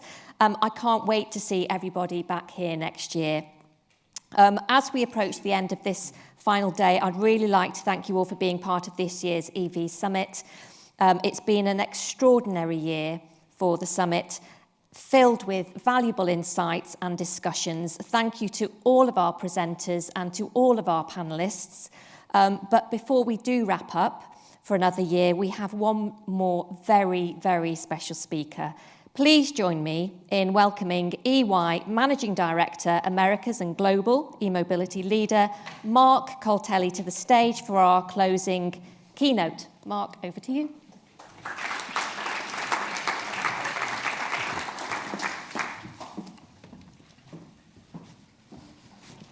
Thank you. Well, firstly, it's a real privilege and honour to be here today in Oxford to close out this fantastic EV summit here in Oxford.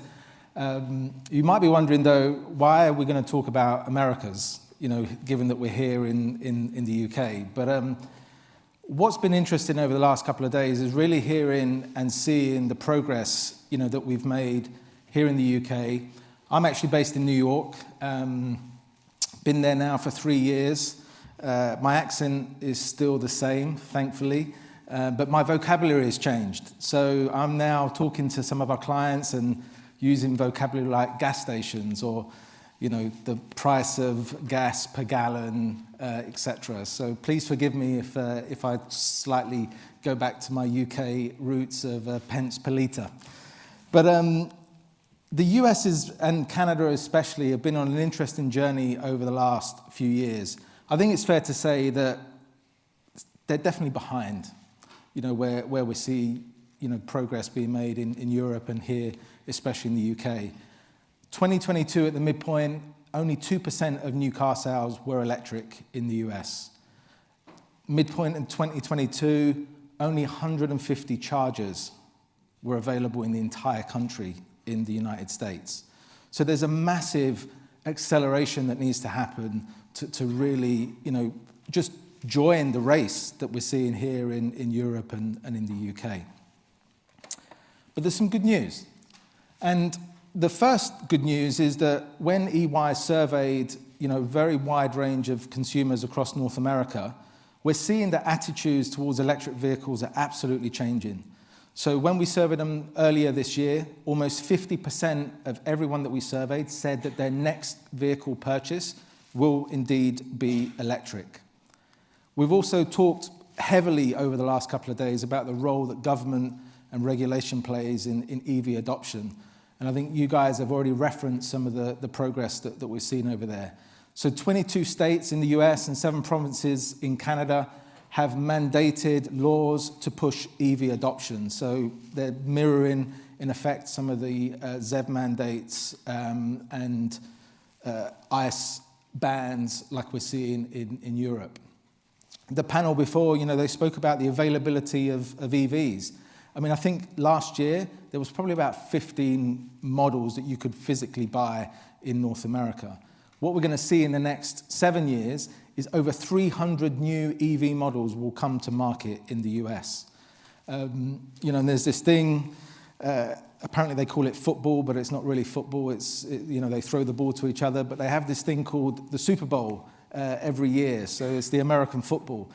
And during the commercial breaks that they have, and they have a lot in the US, over 37 minutes of adverts that they showed at the Super Bowl final were dedicated to car manufacturers and EV players across the ecosystem, gaining the education and the audiences across the US.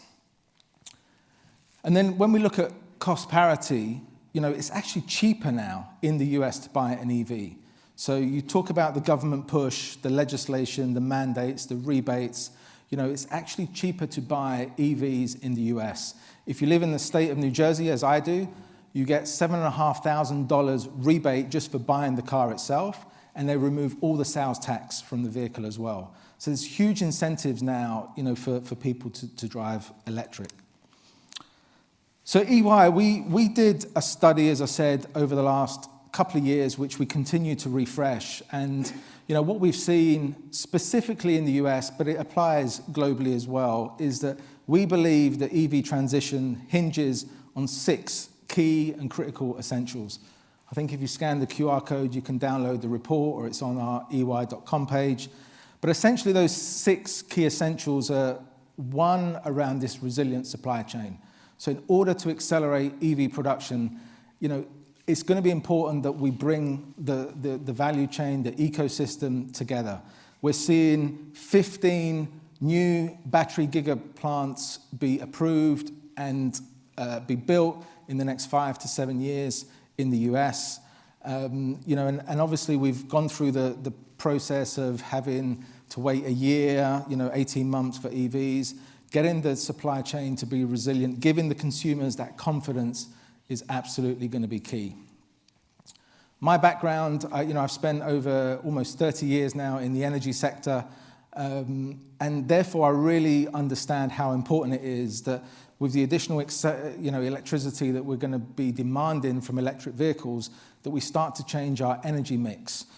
Great presentation from Toddington earlier about the different different models of how we accelerate EV charging by using renewables and solar power and wind and battery storage, to really build the ecosystem that we need to give consumers confidence. And I'll come back to that in a second. Accessible charging infrastructure, I think you guys have said it better than I will. I think the issue around range anxiety, is being still talked about, but it's not about range anxiety, okay? Most of the new cars that we will see come on the road in the next few years will easily exceed any of their petrol, diesel equivalents. The issue right now, and everyone we speak to, is all about having confidence around charging. It doesn't matter if I've got a car that only does 150 miles range, but if I know that when I need to charge it, I can do, it's a non-issue in that sense. We talk about a smart grid. There's going to be lots of new ways in terms of how the electricity network will have to support the EV transition. And in North America in particular, where the stability of the grid is already challenged, this is going to be another area that some of the huge investments that things like the Inflation Reduction Act and IIJA in the US in particular are really driving to make sure that we've got a grid that can support the influx of EVs that we expect, but also to be smart and be able to manage the load and balance the grid appropriately. Digitization, going back to the customer experience, almost every aspect of our life is on our smartphone, whether it's ordering groceries, whether it's the Amazon delivery, whether it's booking flights, the digitization process of EV ownership is going to be key. And I was in the UK back in Christmas this year driving an electric vehicle, and my phone looked like that screenshot that one of the earlier presenters showed, where I literally had to create 8 new financial relationships with different providers just to charge my vehicle. And I've lived in the UK pretty much all my life, and I couldn't even charge the car because I didn't have a UK postcode and everything else. So the whole experience has to be digitized. And then finally, in the US in particular, we expect that over 500,000 jobs will be created as a result of EVs. Whether that's in car manufacturing, in the supply chain, in the energy space, there's a huge opportunity to reskill existing workforce, but also create, new roles and jobs for North America. I'm not going to dwell on this slide because I think you guys have really, brought this to life, but this just gives you a bit of a deep dive in terms of the problem and the challenge that we have in the US. I mean, we're expecting the need for over 4 million chargers to be installed by the end of this year. We're also expecting that around 2035, there'll be 90 million EVs on the road in North America, needing around 60 to 70 million chargers. So the scale up that needs to happen over the next decade is absolutely going to be significant. What this means is there's going to be a huge reliance on and demand on the grid. So the more charging infrastructure we install, the greater demands on the grid. And I've already said that the grid is compromised and challenged already in the US. I've lived there for 3 years. I've had more power cuts in 3 years in the US than I've had in my lifetime living in the UK. It's certainly one of the adjustments that I've had to make living there. But what we do see is there's going to be almost a 20% increase in electricity demand being purely generated from electric vehicles. And when you think of the size of the country, including Canada, and what we're trying to do here in the UK, you can see how big the challenge will be. When we break this down into some of the state levels, you can also see now, although it doesn't come across great on the screen, is that when you take all of the individual states and the number of chargers that we're going to need by 2030 and 2040, it's not insignificant. I mean, clearly California already leads the way in terms of EV car sales, EV adoption. You know, there's much more of a culture there already, probably very similar to what we're seeing in Europe and other places, you know, such as Norway and the UK. So there's already now, you know, the culture of shifting to electric. But some of the other states are catching up. You know, Texas is obviously renowned for its oil and gas community, but there's been a big shift there towards electrification. And then obviously you see all of the other states where you're familiar, New York, New Jersey, Illinois, etc. You know, if you take a big city like Manhattan, you know, New York, Manhattan, if you own a Tesla in Manhattan, you have to drive to New Jersey to charge it. You know, the experience for people over there right now is absolutely compromised. But the push that we're seeing through the car makers, the push that we're seeing across the government, the federal states, the local states, we expect, you know, massive acceleration over the next few years. And to put that into context, we're predicting that the US and Canada will be at the point of where we are in the UK and Europe in 3 years' time. And I think I heard that it took us between 7 and 10 years to get to here, right? So when you think about, you know, the acceleration that's going to happen in the US in such a short time frame, it's going to put pressures on, you know, the utilities, the oil and gas companies, the car makers, etc. Most of the work that we see, you know, when we're working with clients is around what role do they play in this ecosystem. So coming on to that, you know, as I mentioned, so I lead EY's e-mobility business in the US. I also have a global footprint. But what we're seeing is that our clients and the customers that we're helping are centered around 3 main topics which we're helping them to advance their e-mobility journey. The first one is customer experience. You guys have talked about this endlessly over the last couple of days. I think the best quote that I heard over the last 2 days was, it's not about making the experience of owning a gas car, petrol, diesel car, the same as owning an electric. It's about making it better. You know, I don't want to go to a charge point, you know, download an app, spend 25 minutes putting all my details in, this thing still doesn't work, and then I've got 25 different apps on my phone. I just want to get there, plug in, there's a pop-up that comes on the dash, I click OK, and then somewhere behind the scenes, it all gets reconciled and I know exactly what's happening. One of the big things that we're seeing also in the US is around the education of consumers. You know, we're talking about 100 years of transportation where all we've known is, you know, how far will, you know, 50 litres of petrol get me? You know, how much is a litre of petrol or a gallon of gas? Now we're talking about kilowatt hours. You know, is $1 a kilowatt hour good value? Is 50 cents a kilowatt hour good value? You know, consumers need to be educated. So as part of the customer experience activity that we lead in EY is about building that confidence for consumers to pivot to electric. The second area is around charging infrastructure, and again, I think we've spoken about that at huge length over the last couple of days. So it's not just about putting infrastructure in the ground. It's also about thinking about the wider issues that will create as a result of increased demand in electricity. You know, we're talking about, you know, stabilizing a grid, making sure that when we charge, we have the power when we need it. And equally, coming up with new solutions that help manage and balance the load across our electricity grid. You know, vehicle to grid will be a big component over the next few years as we look to, you know, manage peaks of demand across, you know, the day when we're charging. And then the third area, which again we've talked about a lot, certainly today, is around fleet electrification.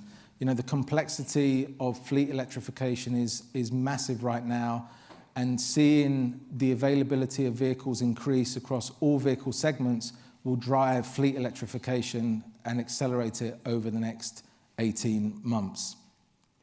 So I'm starting to run out of time, and before that I want to invite Aid back up to the stage. So EY has supported the EV Summit pretty much since its inception.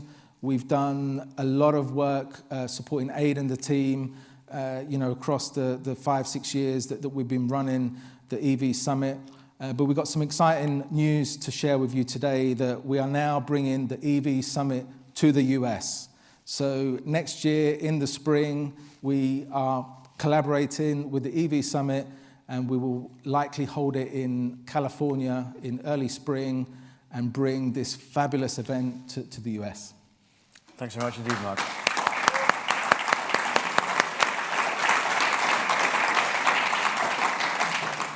Well, first of all, thanks for a great presentation and supremely strong insights on the US market. Lots of work for the people in this room to do by traveling with us to the US and joining forces with us in the US on the first and the inaugural US EV Summit. So thanks very much indeed to Mark for partnering up with us on that. We expect big things. I talk about the EV Summit not being a talking shop, but being an actual shop where we know that really big partnerships happen. GridServe launched electric forecourt here. Europe's most powerful EV hub down the road at Redbridge Park and Ride. A £45 million collaboration started in this very building. So we hope and expect to see initiatives and partnerships of that kind flourish in the new EY EV Summit in the US next year. So thanks to Mark and thanks to everybody for being involved in this year's EV Summit. I'll just draw things to a close by thanking you all for being here, and I hope to see you here next year in the Surrey Business School and perhaps with us in the United States. Thank you very much. Thanks a lot.